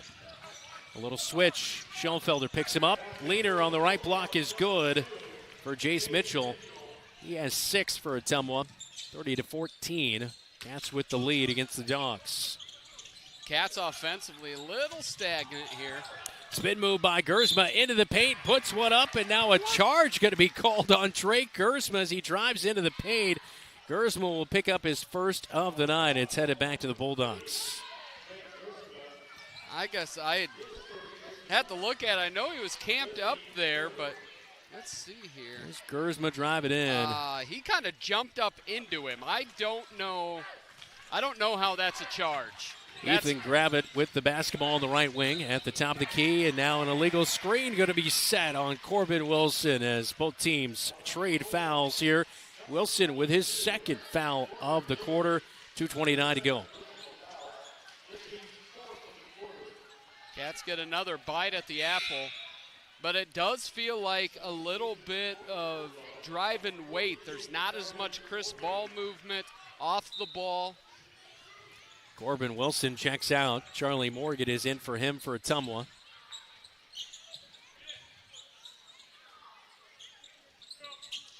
Schoenfelder finds Talon Halstead, top of the key, gives to Gersma. Gersma down the heart of the paint, finds a wide open Kyle Smith, far side corner. Splash for Kyle Smith, his fourth made three of the night. The leading man in Class 4A and knocking down three-pointers. He's got 61 on the year. If you're an Ottumwa defender, why you keep leaving him is beyond me. Morgan throws one off the bottom of the hoop. It deflects away. They got it back, put up a shot. It's no good. Gersma on the fast break. Leaner is no good on the right block. Rebound by the Bulldogs as Ethan Gravitt comes away with it. Charlie Morgan pushes it across the timeline up to Wietrich. Now he passes down to Jace Mitchell. Right block. Schoenfelder blocked his shot from behind, and Kyle Smith gathers in the loose basketball. He'll bring it across the timeline with 90 seconds to go in the second quarter. Yeah, Lars already looks much more comfortable in his second run, making a couple big plays.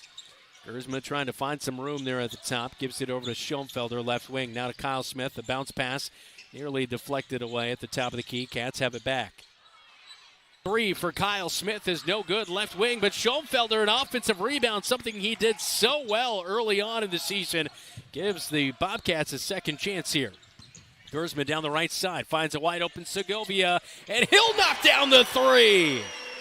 Segovia with 5, 36-14 Cats. And that's what we talked about. Him being able to create for everyone else is amazing. Schoenfelder knocked the ball away from Jace Mitchell. He gathered it back, put up a jumper right in front of the hoop. It's good for 2.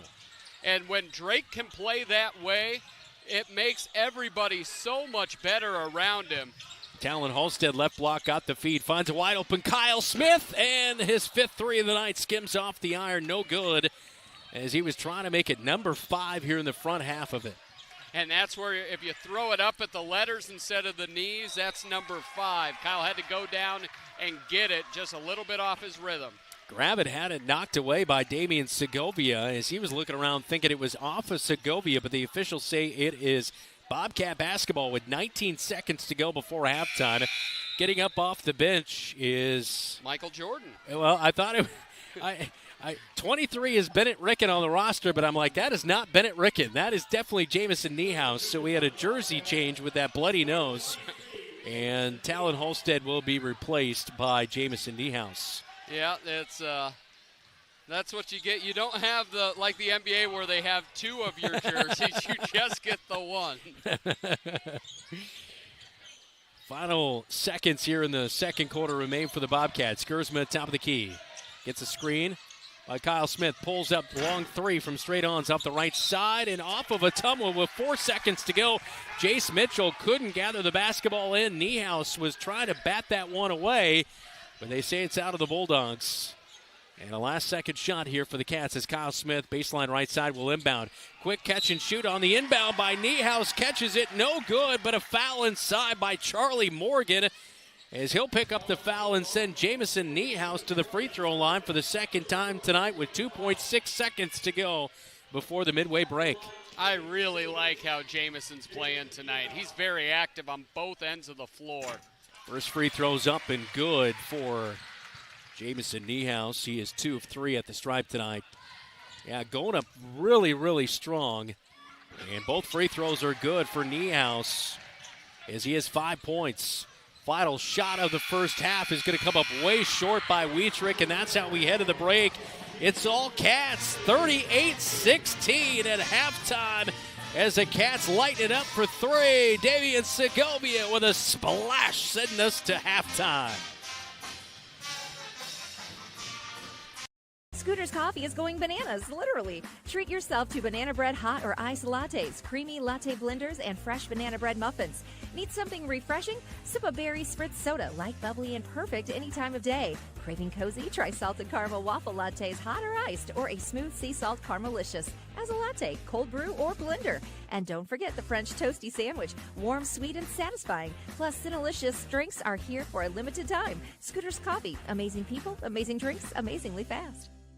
From preschool to graduation day, Marshalltown Community School District prepares students for success in a global world. Embrace the lead with curriculum that prepares students for tomorrow's challenges, giving your child unmatched college and career advantages. Embrace the lead by developing talents beyond the classroom through extracurricular opportunities and by focusing on student well-being and whole child development. Create a global learning community right here in Marshalltown. Learn more at marshalltown.k12.ia.us.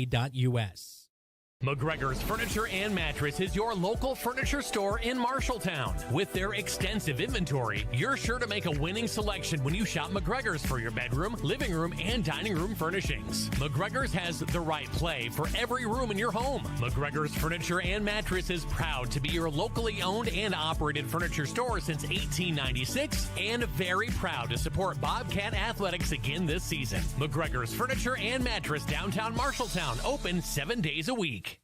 At Sports Plus Sports Medicine and Physical Therapy Center, we customize each patient's treatment plan to their individual needs. What does that mean? It means that not every back or knee problem is treated the same, and that your program will be unique and designed especially for your needs or problem. This improves how quickly you will return to work or sports. The Sports Plus staff is encouraging and takes pride in your successful recovery. This is just one more reason why champions choose Sports Plus Physical Therapy as their favorite place to rehabilitate and train. The Halftime Report, powered by Scouting America. Adventure on.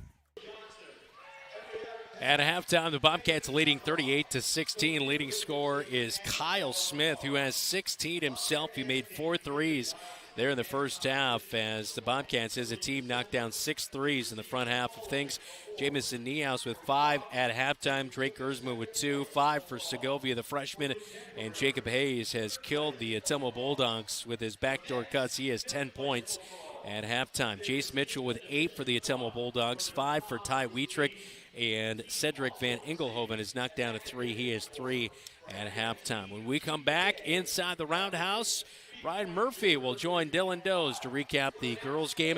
This is Bobcat Basketball. You're watching KFJB-TV. I didn't really have much growing up, but I did have a mom, and she gave me a strong foundation. She signed me up for Scouts. I quickly fell in love with the outdoors. Showed me how to take responsibility, how to work with other people, and how to become a leader. That made me a better athlete on the field. Scouting made me the man I am today.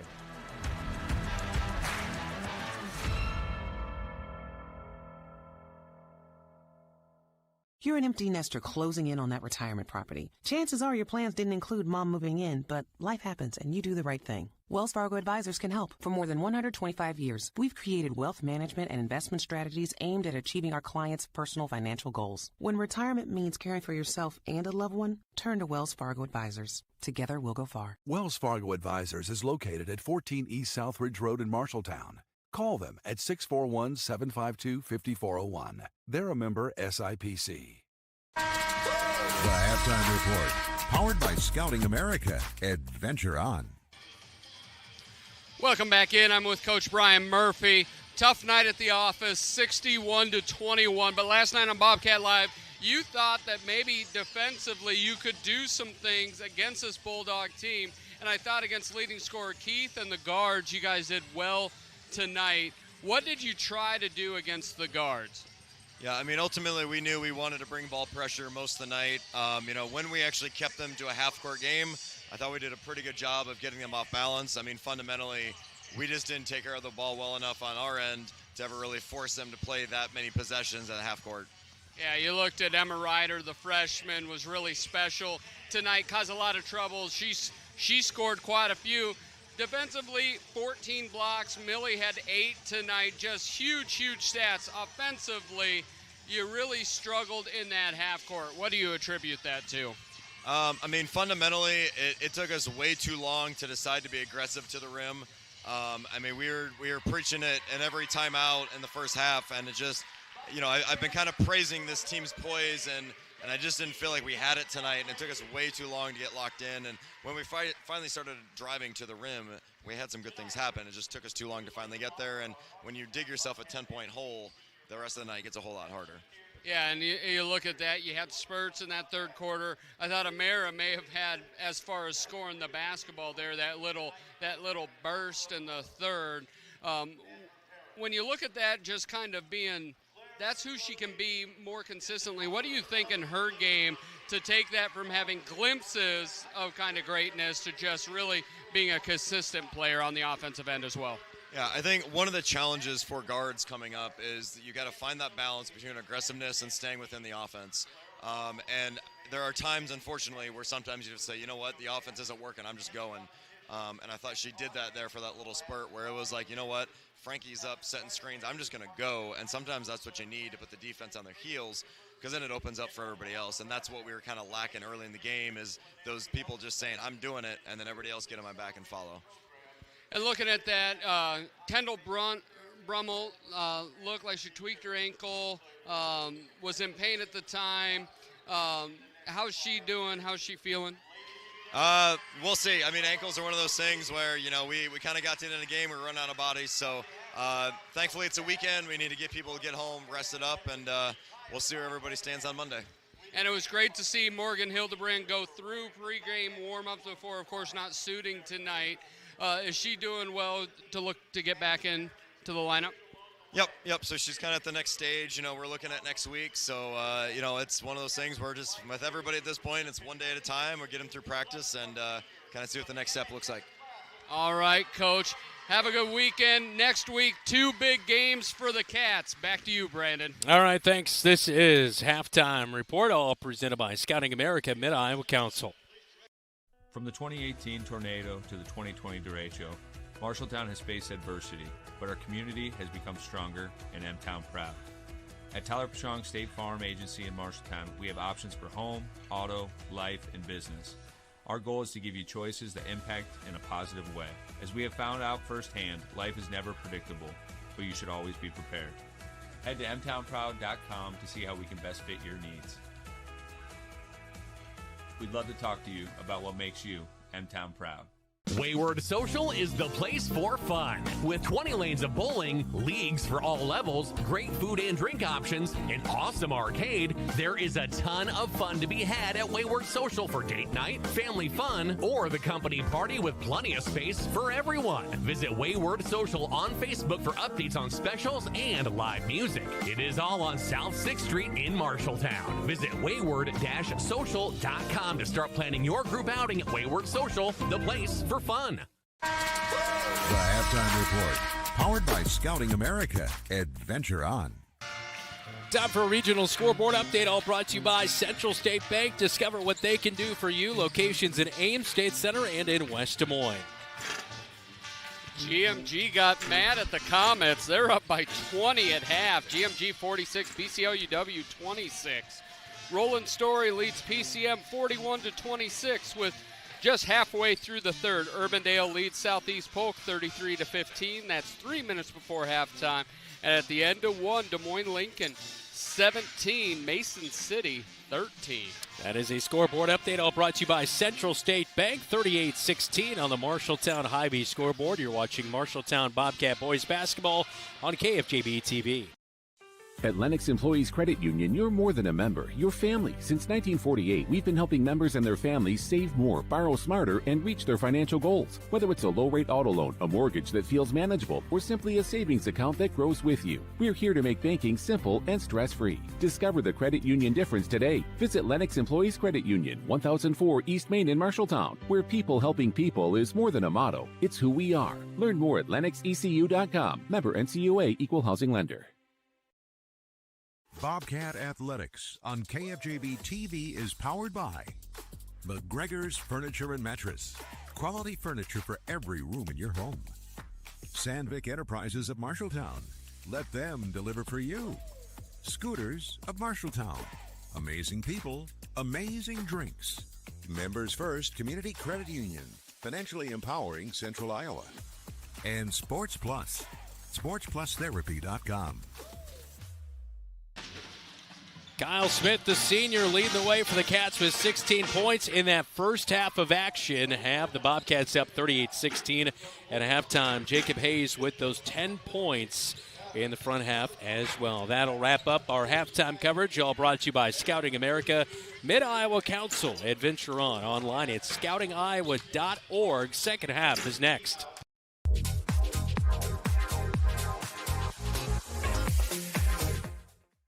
You've got goals. You need a plan.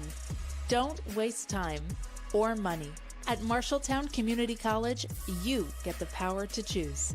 Transfer to a 4-year university or step straight into a career in healthcare or trades. Small classes, caring faculty, real-world experience. Marshalltown Community College. Your future starts now.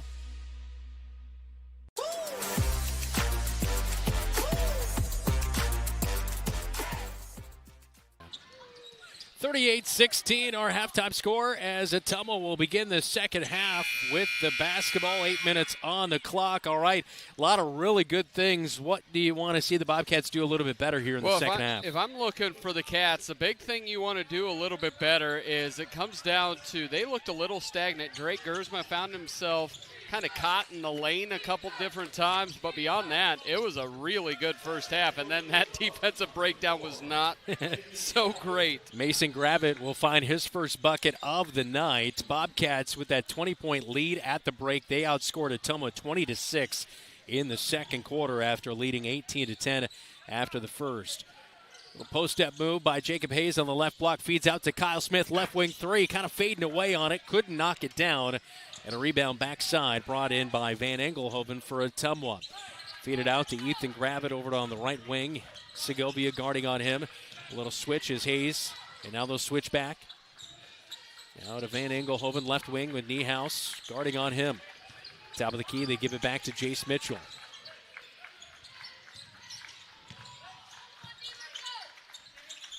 Gravitt out high. Has it for a moment. Gives it to Mason Gravitt. Now a backdoor cut. Van Engelhoven off the rack. It's no good.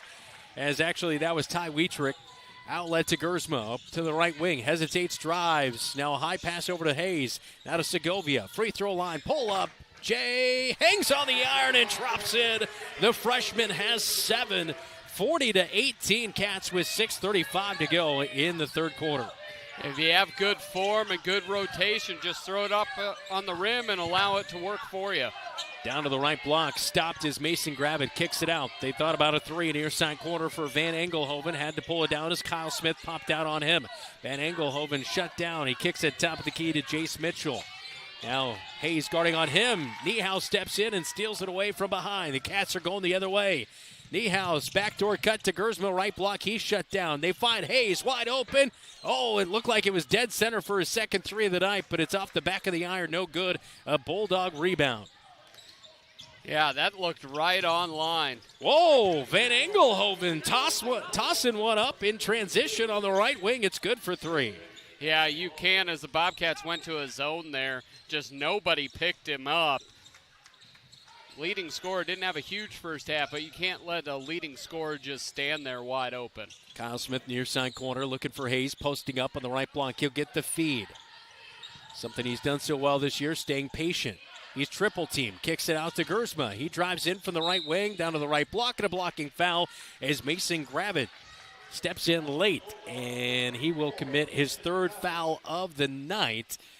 And 40-21 our score as Gersma driving down to the right block, kicking that one out.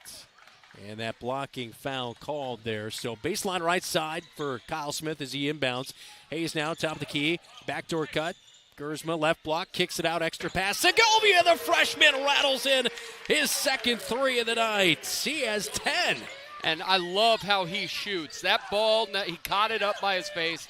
He never dropped it below his shoulders. A quick release up and through. Jace Mitchell trying to answer. He goes down to the right block, fades away on a jumper. He's fouled. The shot did not go, so it's 2 at the line for Jace Mitchell, who led Ottumwa in that first half with 8. But there we take a look at the Tyler Pashong State Farm replay. Segovia knocking down his second 3. It's just a quick pogo stick. No wasted motion. No, you're 100% right.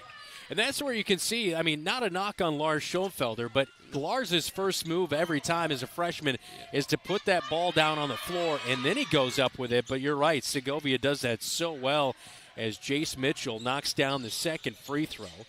And we could see, Schoenfelder, before he got hurt, it felt like his offensive side was kind of coming out a little bit, and then he got injured. So we'll see if that does kind of work its way back in here in the final few games of the season. And even as shooters go, a lot of shooters will bring it back down to their chest or their waist. Segovia just keeps it high, so it's such a quick release. Gersma on the far side, double teamed, kicks it out around the perimeter. Niehaus fakes the 3, drives in all the way left side. Two-handed layup is good for the Cats, and it's now 45-22. And that's really, if you look at the scouting report, you probably want Jamison to have to shoot that. Van Engelhoven drives in, stops and pops as he turns around from about 8 foot out inside the paint. He looks like he's playing with a much different confidence level. I thought in the first half, I thought Kyle Smith did a great job on him. Yeah, he has 8 points now in the game. They try to dump it into Jacob Hayes on the right block, but flying in is Ottumwa's Mason Gravitt, knocks it away. It'll stay with the Bobcats on the baseline, but Niehaus, his layup, he's two-handing that thing tonight, and I like it. Yeah, as you see, just Jace Mitchell just runs past him, allows for a wide-open lane, and Jamison, a lot of people are one-leg jumpers. Jamison's a two-leg jumper, and you get so much more power and balance when you jump off of 2 legs. Lars Schoenfelder's checked into the game as Jamison Niehaus will check out, and as the Bobcats inbounded the basketball, they passed it into looking for Kyle Smith, but a foul is going to be called on Ethan Gravitt, and that will be his first foul of the night. And I think he was just blocked off, because if he would have noticed, Luke Thompson, his teammate, was right there, and it would have been a turnover no matter what. Kyle Smith inbounds to Drake Gersma, right wing, just inside the perimeter. Spins, goes in, finds a wide open Jacob Hayes, far side corner, the 3 skimmed off the iron. He was wide open, though, for a good look. If we would have hit a bunch of wide open threes, we'd be up by about 35. Van Engelhoven takes an NBA 3 on the right wing. It's no good as the Bobcats hauled in the rebound. Kyle Smith, left wing, 3 on the way. It rolls in and out, no good. Bulldogs with a rebound by Jace Mitchell on the backside of the play. I can see Coach Apple. We can kind of read his body language after being with him for 6 years. I don't think he's real impressed with. I think he wants to see some stuff go to the rack. Segovia 3 from the left wing. It goes in and out, but charging the rack is Drake Gersma for the offensive rebound. They leave Hayes wide open for the 3. Drives in, puts one off the glass. It's no good. Rebound out at the free throw line. Brought in by Ottumwa. Luke Thompson has checked in the game, and he brings in that rebound. And I'm going to talk out both sides of my mouth. Jacob Hayes has got to shoot that 3. Backdoor cut for Jace Mitchell is good off the glass for 2. I know. He's such a good shooter, and he was so wide open. Yeah. And the Bobcats will call a timeout as they get it into the front court with Drake Gersma. 45-26 Cats with a big lead inside the Roundhouse with 2:37 to go in the third quarter.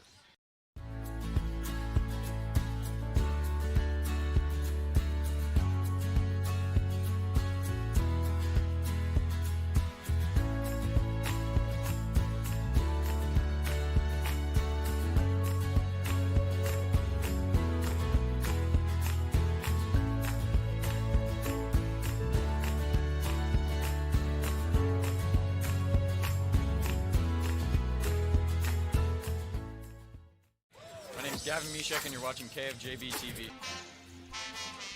Welcome back inside the Roundhouse on George Funk Court. Bobcats huddled up with 2:37 to go. And what do you think that timeout is all about? Because I know you kind of called for it a little bit of taking good shots inside. You feel like the offense in a little bit of a funk right now? Well, it feels like, Drake's able to get to the lane whenever he wants. So a lot of guys are standing out there waiting for the shot. And, they're good shots. We just have not gotten anything to go. So I think Coach is just maybe setting up a half-court set, something to get something at the bucket. Because for whatever reason, the threes are not going here in the third quarter. Bobcats out of the timeout, get it to Jacob Hayes. He drives down to the right side, and he's going to be fouled as he was going to score. And that'll be the 4th team foul on the Ottumwa Bulldogs. Didn't quite think that was a shooting foul. The ball was down at his hip at the point in time, but they do rule it a shooting foul. So it comes in on Ty Wietrich, his first foul of the night. Hayes at the line for 2. His second trip of the night. He had an and 1 earlier tonight and knocked it down, and he knocks down the first. I liked the call, Brandon. I was in favor of the free throws. Well, I am too. I mean, he's the best, second best free throw shooter on the team behind the freshman Damian Segovia. And Hayes has the second one rim out, but there it is. Lars Schoenfelder, another offensive rebound. That's what they've missed. Yeah. I feel like the offensive rebound hasn't been as good with Schoenfelder on the sideline with that shoulder injury. Oh, good find. Schoenfelder's showing off a little scoring ability as freshman to freshman connection with the assist by Damian Segovia. Now Gersma in the front court for the Bulldogs has a pick, and he'll bring it up the floor. Finds a wide open Kyle Smith in the corner. 3. Boom! 5 on the night for Kyle Smith. And that's almost a layup for him. You see Segovia get an actual layup for Lars Schoenfelder, and then Van Engelhoven to answer. He's looking at the officials wanting a foul as he pulled up on the left block. It's good for Van Engelhoven. He may just be an underclassman, but his ref talk is upperclassman level.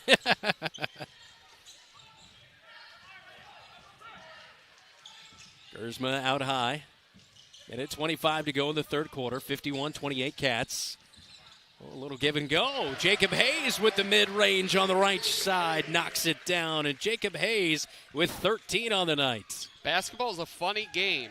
You take a timeout, you just get a little bit right back on track, and then you just see the offense looks crisp again. Defense has been creating some offense here, too, as Segovia knocks away a pass from Ethan Graben. Looking to the far side corners, we take a look back at that 5th 3 of the night for Kyle Smith. And, of course, he's at 62 on the year now. Yeah, we talked about it being the role players. And, yes, Kyle Smith, Jacob Hayes, and Drake have done a lot of good things. But I think we can agree. Jamison Niehaus tonight. Damian Segovia, Lars Schoenfelder have been really good tonight. Yes, they definitely have. And now a foul on Jacob Hayes on a drive by the Ottumwa Bulldogs to the left side. As Hayes will pick up his third foul of the night, it sends Ty Wietrich to the free throw line for 2. Yeah, Wietrich started off with that big 3 at 5 in the first quarter. Has been very quiet since. And the first free throw is good. He's 1 of 3 at the stripe here tonight. As we told you there, the first half, a 75% free throw shooter on the season. 53-29 now after the made free throw. Second free throw is good as well. So 2 of 4 on the night. Bobcats get it into the front court up to Kyle Smith. Drives all the way in. A late dish over to the left block to Niehaus. Good off the glass for 2. Everyone's going tonight. Yeah, everyone. Well, when you get set up as well as he got set up by Kyle Smith, you're going to have a good night. Catch and shoot 3 on the left wing by Luke Thompson is no good. Bobcat rebound up to Gersma in the front court, and it looked like it was maybe off of Gersma's leg, but they say it last touched Charlie Morgan for the Ottumwa Bulldogs. Yeah, and now the brick wall wearing number 42. He stopped Gersma's momentum quite quickly. 25-point lead for the Cats. They'll play for the final shot of the third quarter. 10 seconds to go here for Gersma. Gets a screen from Hayes. Gets to the free throw line. Down the right side. Carries that basketball. Threw it off the glass for 2 for Drake Gersma. He has 4, and that'll close out the quarter as he has a steal on the inbound, but the shot is way too late. And we head to the fourth with the Cats up big by 27. Drake Gersma finishing off a big third for the Cats. The right insurance agent can make all the difference. Assured Partners agents represent multiple insurance companies. They can pick and choose from a larger variety of outstanding insurance options. Assured Partners also handles life and health insurance and Medicare supplement coverage. With access to local, regional, and national insurance companies, Assured Partners will create policies tailored to the coverage you need. For more information, go online to assuredpartners.com/Marshalltown. Power through partnership with Assured Partners in Marshalltown, Toledo, and West Des Moines. I'm Jacob Hayes. You're watching Bobcat basketball on KFJB-TV. Scoreboard update on Bobcat basketball brought to you by Central State Bank. Dylan, what do we got from our very own Jeff Brooks feeding us scores back in the radio studios? Well, Brooksy is very excited because we got it in all caps. His alma mater, West Marshall, up on Greene County, 57-49. GMG 54, BCOUW 39. That's at the end of 3. Pella up over Pella Christian by 7 at the end of 3. Nevada down to Grandview by 8 going into the fourth. Bobcats 18 points in the first, 20 in the second, 19 in the third quarter, and they have a 27-point lead heading into the final 8 minutes of this one tonight. Jamison Niehaus with the basketball, flips it to Segovia, now to Gersma at the top of the key. Looking to drive inside, hands off to Kyle Smith on the right wing. Good crossover move, kicks out to Jacob Hayes. Hayes drives in, flips it to wide open Kyle Smith. 3 on the way, boom! Number 6 of the night for Kyle Smith. And this is coming down defensively. They are losing him because in the zone switch and they switch out of it is Kyle Smith is just able to walk back to it. 2 guys go to the ball every single time, and no one seems to have Kyle Smith locked in. Van Engelhoven will heave up a 3. It's no good, but a good offensive rebound. Putback missed by Mason Gravett. He'll feed it back to Morgan. Free throw line, spins in and fouled. That'll be Jacob Hayes, his 4th foul of the night as he touches Morgan on the arm. Morgan, just a 44% free throw shooter, heading to the line for the first time here tonight. So it's a 30-point lead for the Cats. Kyle Smith leading the way with those 6 made threes. He has 22 points. Morgan will knock down the first free throw, second one to come, as Ottumwa will have Ethan Gravett check back into the game, replacing Luke Thompson. Yeah, you look, it's just simple action. If you're able to drive at all, 2 guys will come to you, and the person to your left or your right is going to be wide open. Morgan too hard, misses the free throw, gets his own rebound. Putback is no good, gets it again, and this time it is good. And Charlie Morgan with his first made bucket of the night. He has 3 after knocking down one of those 2 free throws. Yeah, Cats have given up a handful of offensive boards here in the second half. Jacob Hayes doesn't want to pick up his 5th, so he kind of allows the putback there with little. Kyle Smith, right high post. Jumper is good. 24 points for Kyle Smith now. And all of these, and we've talked about this a few times when he's had really big games this year, they've all been in the rhythm of the game. He's not forcing anything. Must be that new haircut. It is. It's mid-taper. And down the right side of the paint goes Mason Gravett for 2. His second bucket tonight. He has 4. 6:10 to go. George Funk Court. I'm Brandon Lewis. Dylan Dose alongside me. Great to have you along. 3 from straight on is no good for Kyle Smith. Flat on that 3. Gravett did a good job of getting inside him. Kyle Smith late to guard out there in the far side corner on Ty Wietrich, and he'll knock down his second 3 of the night. And the big thing for the Cats, they didn't allow Wietrich or Van Engelhoven really to get going early, and I think those were the 2 shots for Ottumwa to stay in this game. Gersma, free throw line over to Niehaus, right wing, flips it over to Segovia. Off a screen from Hayes, rolled, nothing there. They didn't pass it to him. Hayes had a little bit of room. Now Gersma, the roll, it's down to Hayes, off the glass for 2, and it's a beautiful play. They didn't get it the first time, but they tried again and get Jacob back on the board. Yeah, it's just a really good pass. Drake Gersma has not shot the ball a ton tonight, but he's been incredible defensively, offensively, creating for his teammates. Really good Drake Gersma game. And Engelhoven drives down the left block, pushing around on Kyle Smith. Fadeaway jumper is no good. Smith with the rebound. He's done that so well this year as well. Came in 4th in 4A with 148 rebounds entering the night. Gersma, free throw line, pull-up jumper. And that one off the back of the iron, no good. Rebound hauled in by Ethan Gravett. And Drake's shooting numbers are all up, but he's a rhythm shooter. He's not just a pure shooter, as Wietrich is a pure shooter. Yeah, Wietrich bought a little bit of room and knocks down his second one here in the 4th quarter, his 3rd of the night. 64-41. Bobcats with the lead, approaching the midway point of the 4th quarter. Segovia left wing. Bounce pass over to Gersma. Free throw line. Goes down to the right block. Jumper is good as he puts it off the glass for 2. And Drake Gersma go to the line for the and 1 as he was fouled on his way up. As we take a look at the Tyler Pashong State Farm replay, as the foul will come in on Cedric Van Engelhoven. And that will be number 3 on him tonight. So Gersma with the and 1. He has 6 points after the bucket. And it's no good, but Niehaus with an offensive rebound off the missed free throw, and he has it knocked away by Mason Gravett, and they're going to give it to the Bulldogs, I believe. No, they are. No. Yeah, they will give it to the Bulldogs. It was definitely off of Jamison. No, they're switching it up. Baseline official was the one who said it was Bobcats. That's why I was confused, because the up high official said Bulldogs, and the other one was saying Bobcats, so.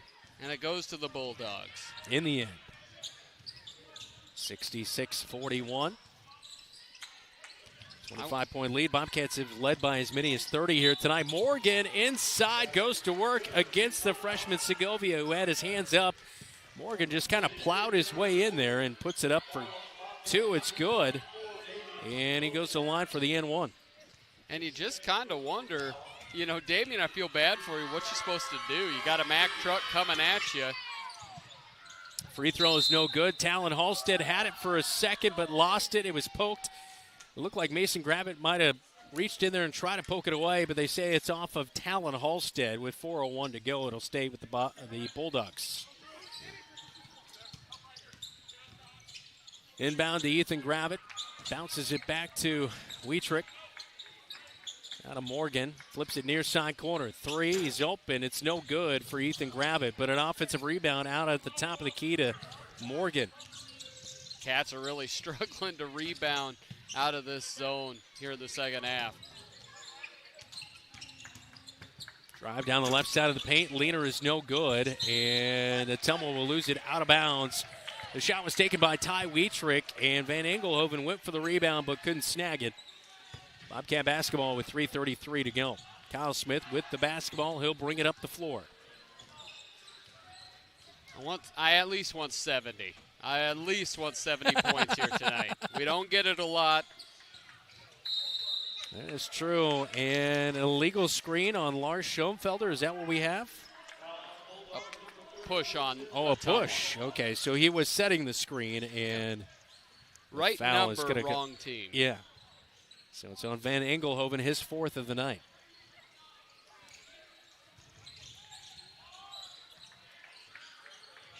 Niehaus, little roll with Talon Halstead. Didn't give him the pass. Now they find Segovia left wing. Oh, backdoor cut. Schoenfelder off the glass high. Counted, it's good. He made a nice cut down to the right block and a good find. Another assist there for Damian Segovia. It goes for Schoenfelder as he goes to line for the and one. Great. Went straight up. Able to use his body. Finish with strength. And knocks down the free throw. And how about this? Lars Schoenfelder back from injured against Mason City. He has 5 points tonight. Well, we talked about if you could get 12 points out of your role players, that'd be awesome. They've doubled that. They have 24 points tonight. Morgan takes a baseline jumper, no good. Schoenfelder beats him out for the rebound. And Morgan reaching in, trying to get that ball away from Schoenfelder. He'll pick up the foul. Charlie Morgan with his 2nd of the night. That is the 4th team foul. One more, and the Bobcats would be shooting free throws. As we'll see our first backup into the game of the night, Garrett Tatey will check into the basketball game as he'll inbound it to Damian Segovia. Yeah, looks like Kyle Smith's game is done. Coach Apple had some constructive criticism for Talon Halstead after that play, and they gave him a high five. Niehaus, right wing. Drives down the left side of the paint, puts up a leaner with 2 hands. It's no good, and Morgan looked like he had that basketball, and Talon Halstead knocked it away. It'll be Bulldog basketball with 2:27 to go, 69-43. Bobcats with the lead inside the roundhouse. Looking to go to 11-7 with the win here tonight. Well, just great minutes by the other. You have your top 3, but out of everyone else tonight, not just big hustle, not just rebounds, but able to score the basketball as well. Van Engelhoven, left block jumper was no good. Bobcats with the rebound. Niehaus at the left wing, gets it to Tatey, now to Segovia, now to Talon Halstead, right block. Morgan guarding on him. Tatey gets a free throw line jumper well off the mark. Rebound brought in by Ottumwa. Tatey gets minutes because of everything he does outside of the scoring side.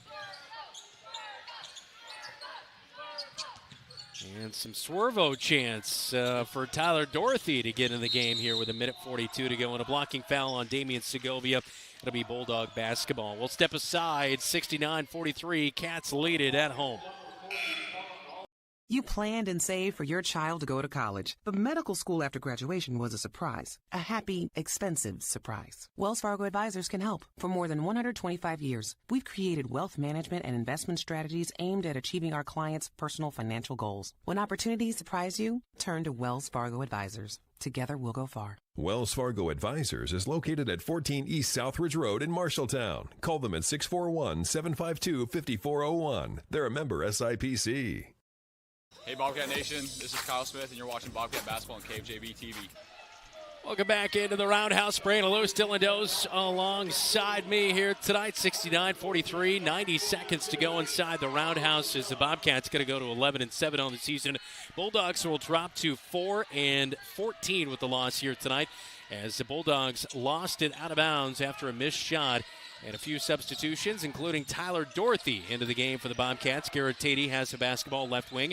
Now Talon Halstead, they'll work it around, get it inside to Tyler Dorothy, and it's knocked away from behind by Mason Gravitt. It'll stay with the Bobcats. A few other names in there for the Cats. Aiden Holmgren has checked in, as well as Oliver Young for the Bobcats. Tatey bounces it into Tyler Dorothy, right block, and knocked away by the Bulldogs again, they say, and it'll be on the baseline right side for Tatey. I asked Tyler Dorothy where he got the nickname Swervo. He said in 8th grade he wanted to be a rapper, and so he was looking up names, and Swervo was the one that caught his eye, and then it just kind of stuck. At first he was like, I don't know if I want that still, but he's grown to kind of love it. So. Yeah, and on our Cat Connection on senior night on Tuesday night, I'll ask him exactly about that, and then I'll reveal my rap name. You should ask him his top rap album of all time. Bobcats with the basketball still in the front court. Shot clock is winding down at 10. Tyler Dorothy, right block, gets it. Feeds it back to Holmgren. Now to Oliver Young. 3 on the way. Oh, it's off the left side of the iron. Dorothy hustling for the rebound, and it's out of bounds on the Bobcats. 55 seconds to go here as Dorothy went into the bench there for a moment, and now Kinnick Niederman is going to get off the bench, and he'll check in, replacing Talon Halstead. I'm not going to get my 70 points, am I, Brandon? I don't know, Dylan. I feel a late bucket coming here for the Cats. 72-43 maybe? Yeah, I think they have to shoot the ball before 35 seconds. Well, Ottumwa will have more than 43. A right wing 3 by Grant Thompson is good. 69-46. 5-second difference between the shot clock and the game clock. Tyler Dorothy down to the right block, kicks it out to Niederman, and around the perimeter they go. Now to Dorothy, far side corner. Skip pass into the Bobcat bench, turnover. Niederman thought maybe someone else was rotating in there. Tyler Dorothy's like, man, we're trying to get Coach you a Apple, shot. Coach was kind of working into the scene there. Yeah. Quick trigger 3, left wing, it's no good. Oliver Young with the rebound, loses it inside, stolen away by Ottumwa for a moment, but they will lose it out of bounds as Kalen Lowenberg checked in there. The freshman lost it. So final 10 seconds for the Cats as Tatey will bring it up. Can't believe it. Got to get to 70. I'm not getting it. We're not going to go for it. I can't believe it. Dadgummit. So close, yet so far for 70. But the Bobcats get 69-46, the final score. As the Cats go to 11-7 on the season, Ottumwa Bulldogs drop to 4-14. As you take a look at head coach Mike Apple, got to be very happy with the performance of his starters here tonight. And boy, everybody got in big figures. Oh, you got to love that you got something from everybody. You come out, your first couple defensive sets were not good. Wide open 3, a big bucket inside. But then you look at, they locked down defensively. Kyle Smith was really good on Van Engelhoven early. And then when the basket just opened up, 3 started to go. Everybody started to get jazzed. Bobcats rolled all night long. That is for sure. Damian Segovia and, well, that guy. I'm sure you know that kid. Yeah. And Jacob Hayes with the dubs. Drake Gersma on the win cam here tonight. Cats get back on track with a 69-46 win. We head to the locker room report coming up right after this on your home for the Cats. News Talk 1230 AM, 93.9 FM, and on KFJB-TV. Looking for top-notch eye care close to home? Eye Care Associates, with offices in Marshalltown, Conrad, and Toledo, has proudly served Central Iowa since 1990. Their expert team provides eye exams for all ages, designer frames, contact lens fittings, and treatment for glaucoma, cataracts, and other eye conditions. With advanced technology, a welcoming staff, and convenient online booking, your next visit is easier than ever. Visit visionsource-marshalltowneyecare.com today. Eye Care Associates, your vision is their priority. Good call tonight, man. You too? You think what I'm thinking? Let's go to Legends for a Bobcat Burger. Hi, guys. What are we hungry for today? I think we're going to do 2 Bobcat Burgers.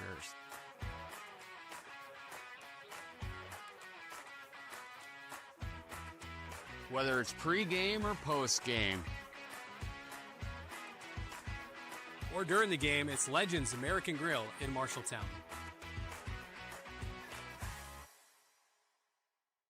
Looking for a financial partner that puts you first? At Lennox Employees Credit Union, we're more than just a place to bank. We're part of your team. From low-interest loans and great savings rates to personalized service you can trust, we're here to help you reach your goals. Join the credit union that understands what matters most, because we're built by employees for employees. Stop by Lennox Employees Credit Union today at 1004 East Main in Marshalltown, or visit lennoxecu.com to get started. Lennox Employees Credit Union, where your success is our mission. Member NCUA.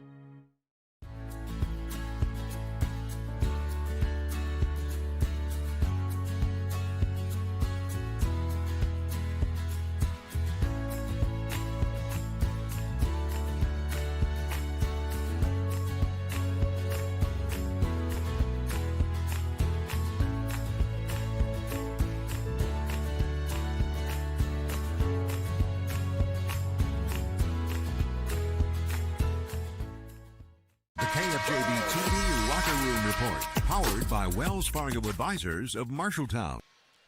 Welcome into the locker room report. Bobcats win it tonight in the boys' game 69-46. The final score, final stat line from this one, 24 for Kyle Smith tonight as knocked down 6 threes en route to that 24 points. 9 for Jamison Niehaus, 7 for Drake Gersma, 10 for the freshman Damian Segovia, Jacob Hayes with 15, and Lars Schoenfelder coming off the bench here tonight. Finishes with 5 points, working his way back from a shoulder injury. Good to see him with a couple of really nice offensive rebounds and a couple of buckets to go along with it. Meanwhile, for the Ottumwa Bulldogs, leading scorer tonight was Ty Wietrich. Knocked down 3 threes en route to 13 points. 10 points for Cedric Van Engelhoven. 11 for Jace Mitchell. 5 for Charlie Morgan off the bench, and Mason Gravitt finishes with 4. Ottumwa Bulldogs dropped to 4-14 on the season. They are at home against Mount Pleasant coming up on Tuesday night. Meanwhile, for the Bobcats, they improved to 11-7 on the year as they take on Lincoln at home on Tuesday night. Then they are at Des Moines East next Friday night, and then host Des Moines North the following Tuesday night, as we look forward to bringing you that one here on KFJB-TV. As, again, the Bobcat boys win it. Final score 69-46. We roll along with the locker room report, including our post-game chat with head coach Mike Apple when we come back right here on KFJB-TV. We do more than just t-shirts and hoodies. Check with Adlet Engraving and Screen Print for awards, lasered items, embroidery, and of course, imprinted apparel. 307 Riverside right here in Marshalltown. Easy parking, delivery is available. Have Van Wyck Wood Builders design and build the storage shed you need. So many different options to choose from. Van Wyck Wood Builders, just 5 miles south of I-80 in Grinnell on Highway 146. Online at vanwyckwoodbuilders.com. Refinance your auto loan with Members First Community Credit Union. For a limited time, refinance your auto loan from another lender and receive 1% cash back up to $500. Scan the QR code to apply online. Call us or visit a Members First branch. Brown's Shoe Fit has a great selection of athletic footwear, including Hoka, Brooks, On Cloud, Birkenstock, and Taos. Brown's Shoe Fit can find the right shoe for every occasion for both men and women, including dress shoes, casual shoes, work boots, and more.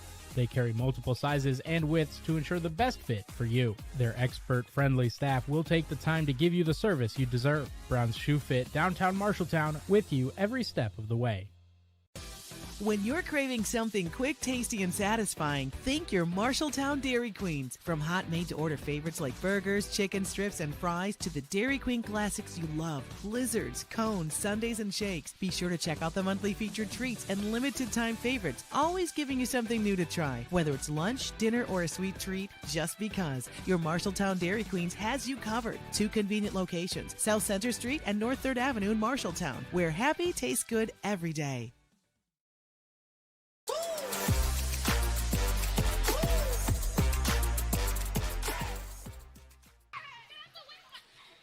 Back inside the Roundhouse as the Bobcat boys win it 69-46, the final score.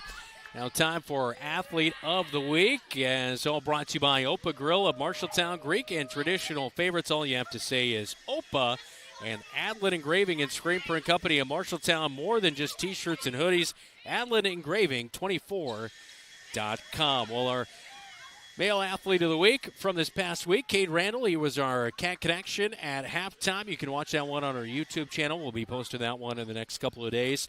As he set his best time of the season in the 100-yard free and helped the Bobcat boys with a couple first-place finishes in relays last week against Indianola and Bishop Garrigan. And our Female Athlete of the Week was Kendall Brummel. She's been putting it all together. She rolled her ankle here tonight, so hopefully she is all right in that girls' loss earlier tonight by the final score of 61-21. Congrats to our male and female athletes of the week. Both receive a $25 gift certificate to Opa Grill, along with a custom Athlete of the Week t-shirt and tumbler from Adlet Engraving and Screen Print Company. Looks like head coach Mike Apple is standing alongside with our very own Dylan Does. Let's send it down to the floor. Dylan, take it away. Welcome back in. We're here with Coach Apple. Coach, 3 minutes ago, I said they're going to get me 70 points, aren't they? They're going to get me 70 points. And it kept going. You kept looking at the clock. I kept looking at the scoreboard. 70 points weren't meant to be, but the way you got those points got a little bit of something from everyone. What can you say about the team effort being able to just put up 69 points here tonight?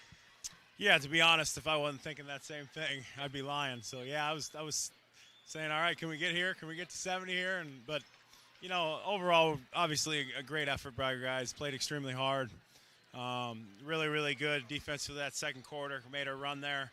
That kind of propelled us into our offense. Executed really well offensively. Ran some good stuff and capitalized at times when we got some turnovers for some easy points and some open looks. And you look at in the half-court set, of course this was not the same perimeter defense you faced Tuesday, but Drake Gersma broke down that, got into the lane, and there were wide-open looks for everyone. And it all started, Jacob got going a little bit in that first quarter, and then Kyle just went nuts. What can you say about Drake's game when he's able to get in the lane and create for others? Yeah, I mean, that's a huge responsibility for him, obviously being the point guard, and that's his job. And, you know, he did a nice job of that tonight. And for the most part all season, understanding that if guys collapse on him, we got to make the right plays and get guys open shots, you know. And I thought overall as a team we did a nice job of finding Kyle, get him the ball when he was open early, and get him rolling. And really tonight, you had a lot of open looks. You missed quite a few of those open looks as well. You took a timeout, and it really just looked like it was just shots weren't going, a little bit lethargic, one pass, and then you take a timeout, tighten it up, and then 3 buckets back in a row. In that big lead, when you take a timeout, what are you trying to tell your team? Well, at that point, we took 5 threes in a row. And at some point, we got to understand, you know, if we're not making them, we can get something easier. We came out of a timeout, kind of ran some set plays there, some things we were comfortable with, getting to the ball to the rim, and our guys executed well. Fantastic. Get your 11th win of the season. Look for number 12 next week. Congrats tonight. Brandon, back to you. And here after a Bobcat big victory over Ottumwa. All right, thanks, Dylan. Yeah, the Bobcats win it inside the Roundhouse, 69 points here tonight to 46 for the Ottumwa Bulldogs. The man who bleeds red and blue right there, David Braga, and next to another one who bleeds the Bobcat red and blue, and Kyle Smith here tonight. We'll continue with the Locker Room Report when we come back on KFJB-TV.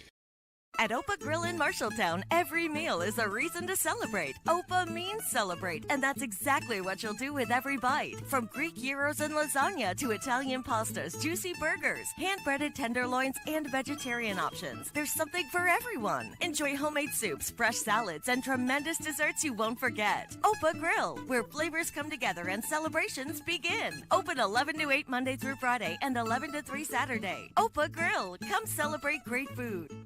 You're an empty nester closing in on that retirement property. Chances are your plans didn't include mom moving in, but life happens and you do the right thing. Wells Fargo Advisors can help. For more than 125 years, we've created wealth management and investment strategies aimed at achieving our clients' personal financial goals. When retirement means caring for yourself and a loved one, turn to Wells Fargo Advisors. Together, we'll go far. Wells Fargo Advisors is located at 14 East Southridge Road in Marshalltown. Call them at 641-752-5401. They're a member SIPC. McGregor's Furniture and Mattress is your local furniture store in Marshalltown. With their extensive inventory, you're sure to make a winning selection when you shop McGregor's for your bedroom, living room, and dining room furnishings. McGregor's has the right play for every room in your home. McGregor's Furniture and Mattress is proud to be your locally owned and operated furniture store since 1896 and very proud to support Bobcat Athletics again this season. McGregor's Furniture and Mattress, downtown Marshalltown, open 7 days a week. The KFJB-TV Locker Room Report, powered by Wells Fargo Advisors of Marshalltown. Time for our final scoreboard update of the night, all brought to you by Central State Bank with locations in Ames State Center and in West Des Moines. Big one there. Went into overtime, but Newton got Oskaloosa 53-50. Mason City takes care of Des Moines Lincoln 53-46. Urbandale trounces Southeast Polk 73-56. And Dowling beats Ankeny 63-53. Yes, Jeff, I'll throw you one bone. West Marshall beats Greene County by 8. There you go. Big night for the West Marshall Trojans. And a big night for the boys basketball team as they win it 69-46. Hosting the Ottumwa Bulldogs tonight. We'll continue with the locker room report, all powered by Wells Fargo Advisors in Marshalltown. You look forward to retirement as your time to relax. But now that it's here, turns out relaxation is overrated and you'd rather get back to work with an idea of your own. Wells Fargo Advisors can help. For more than 125 years, we've created wealth management and investment strategies aimed at achieving our clients' personal financial goals. When retirement plans change course, turn to Wells Fargo Advisors. Together, we'll go far. Wells Fargo Advisors is located at 14 East Southridge Road in Marshalltown. Call them at 641-752-5401. They're a member SIPC. From preschool to graduation day, Marshalltown Community School District prepares students for success in a global world. Embrace the lead with curriculum that prepares students for tomorrow's challenges, giving your child unmatched college and career advantages. Embrace the lead by developing talents beyond the classroom through extracurricular opportunities and by focusing on student well-being and whole child development. Create a global learning community right here in Marshalltown. Learn more at marshalltown.k12.ia.us. You've got goals. You need a plan. Don't waste time or money. At Marshalltown Community College, you get the power to choose. Transfer to a 4-year university or step straight into a career in healthcare or trades. Small classes, caring faculty, real-world experience. Marshalltown Community College. Your future starts now. Bobcat Athletics on KFJB-TV is powered by State Farm, Tyler Pashong Agency, mtownproud.com, Wayward Social, the place for bowling, games, food, and more. Van Wyck Wood Builders, storage sheds, garages, and more. And Wells Fargo Advisors of Marshalltown, helping you pursue your financial goals. Transportation for today's game on KFJB-TV provided by Carl Auto Group in Marshalltown. Carl is your dealer for life. Our upcoming broadcast schedule on Tuesday night, the Marshalltown Bobcat girls and boys teams welcome in the Lincoln Rail Splitters. We'll have bonus coverage of the girls game starting at 7 with the boys game to follow coming up after that as a Bobcats earlier this season took on Lincoln as the boys got the win that night as well as the girls, right? Yes. Yeah, at Lincoln to begin the season. It seems like long ago. Yeah, guys somehow got it sent to overtime because they really, what happens in Lincoln a lot is you have a lead and then you don't. Yeah, that is for sure. I believe they were up by 20 in that game at one point, but ended up going to overtime and won that game. And then Bobcat Live next Thursday night at 6 until 7 o'clock. We'll talk girls, boys basketball, and much more next Thursday night. Hope to have you along for that one. We'll wrap up the locker room report when we come back right here on KFJB-TV. Scooter's Coffee is going bananas, literally. Treat yourself to banana bread hot or iced lattes, creamy latte blenders, and fresh banana bread muffins.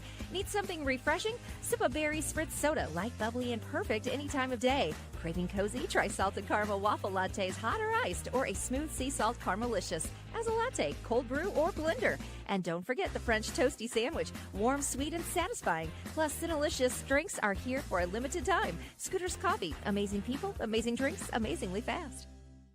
At Sports Plus Sports Medicine and Physical Therapy Center, we customize each patient's treatment plan to their individual needs. What does that mean? It means that not every back or knee problem is treated the same, and that your program will be unique and designed especially for your needs or problem. This improves how quickly you will return to work or sports. The Sports Plus staff is encouraging and takes pride in your successful recovery. This is just one more reason why champions choose Sports Plus Physical Therapy as their favorite place to rehabilitate and train. Wayward Social is the place for fun. With 20 lanes of bowling, leagues for all levels, great food and drink options, an awesome arcade, there is a ton of fun to be had at Wayward Social for date night, family fun, or the company party with plenty of space for everyone. Visit Wayward Social on Facebook for updates on specials and live music. It is all on South 6th Street in Marshalltown. Visit wayward-social.com to start planning your group outing at Wayward Social, the place for fun. The KFJB-TV Locker Room Report, powered by Wells Fargo Advisors of Marshalltown. One final time on the Locker Room Report. Bobcat boys win it 69-46. Girls fall tonight 61-21, the final score. Your final thoughts on after talking to Coach Apple and the boys' victory here tonight. We'll see. My opinion is, you got to string some of these together. Yeah. Because January was a little bit of a tough month. Again, like I mentioned earlier, they started off 7-2, but 3-5 since that point. To me, is you've got to take it game by game.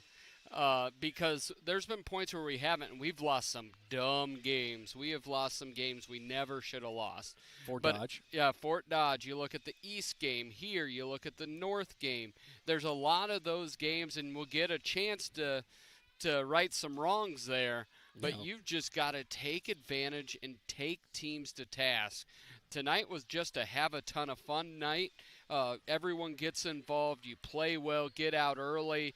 Everyone gets to play, all the good things. The only thing bad happened tonight is Jamison Niehaus had to change his jersey because he had a bloody nose, but he was good as number 1 or number 23. Yeah, it's been fun to watch all the guys getting together with some of the younger basketball players after the game here inside the Roundhouse, hanging up with them, lifting guys up to the rim, all that good stuff. Great to see as Kyle Smith led the Cats with 24 points here tonight. Thanks so much to our KFJB-TV crew back in the radio studios, the one and only Jeff Brooks feeding us scores, Joe Cornwell, Keith Stewart on our camera coverage, our on-site producer Zach Tomish for Dylan Doze. I'm Brandon Lewis. You've been listening to Marshalltown Bobcat Athletics on News Talk 1230 AM, 93.9 FM, and watching right here on your home for the Cats, KFJB-TV.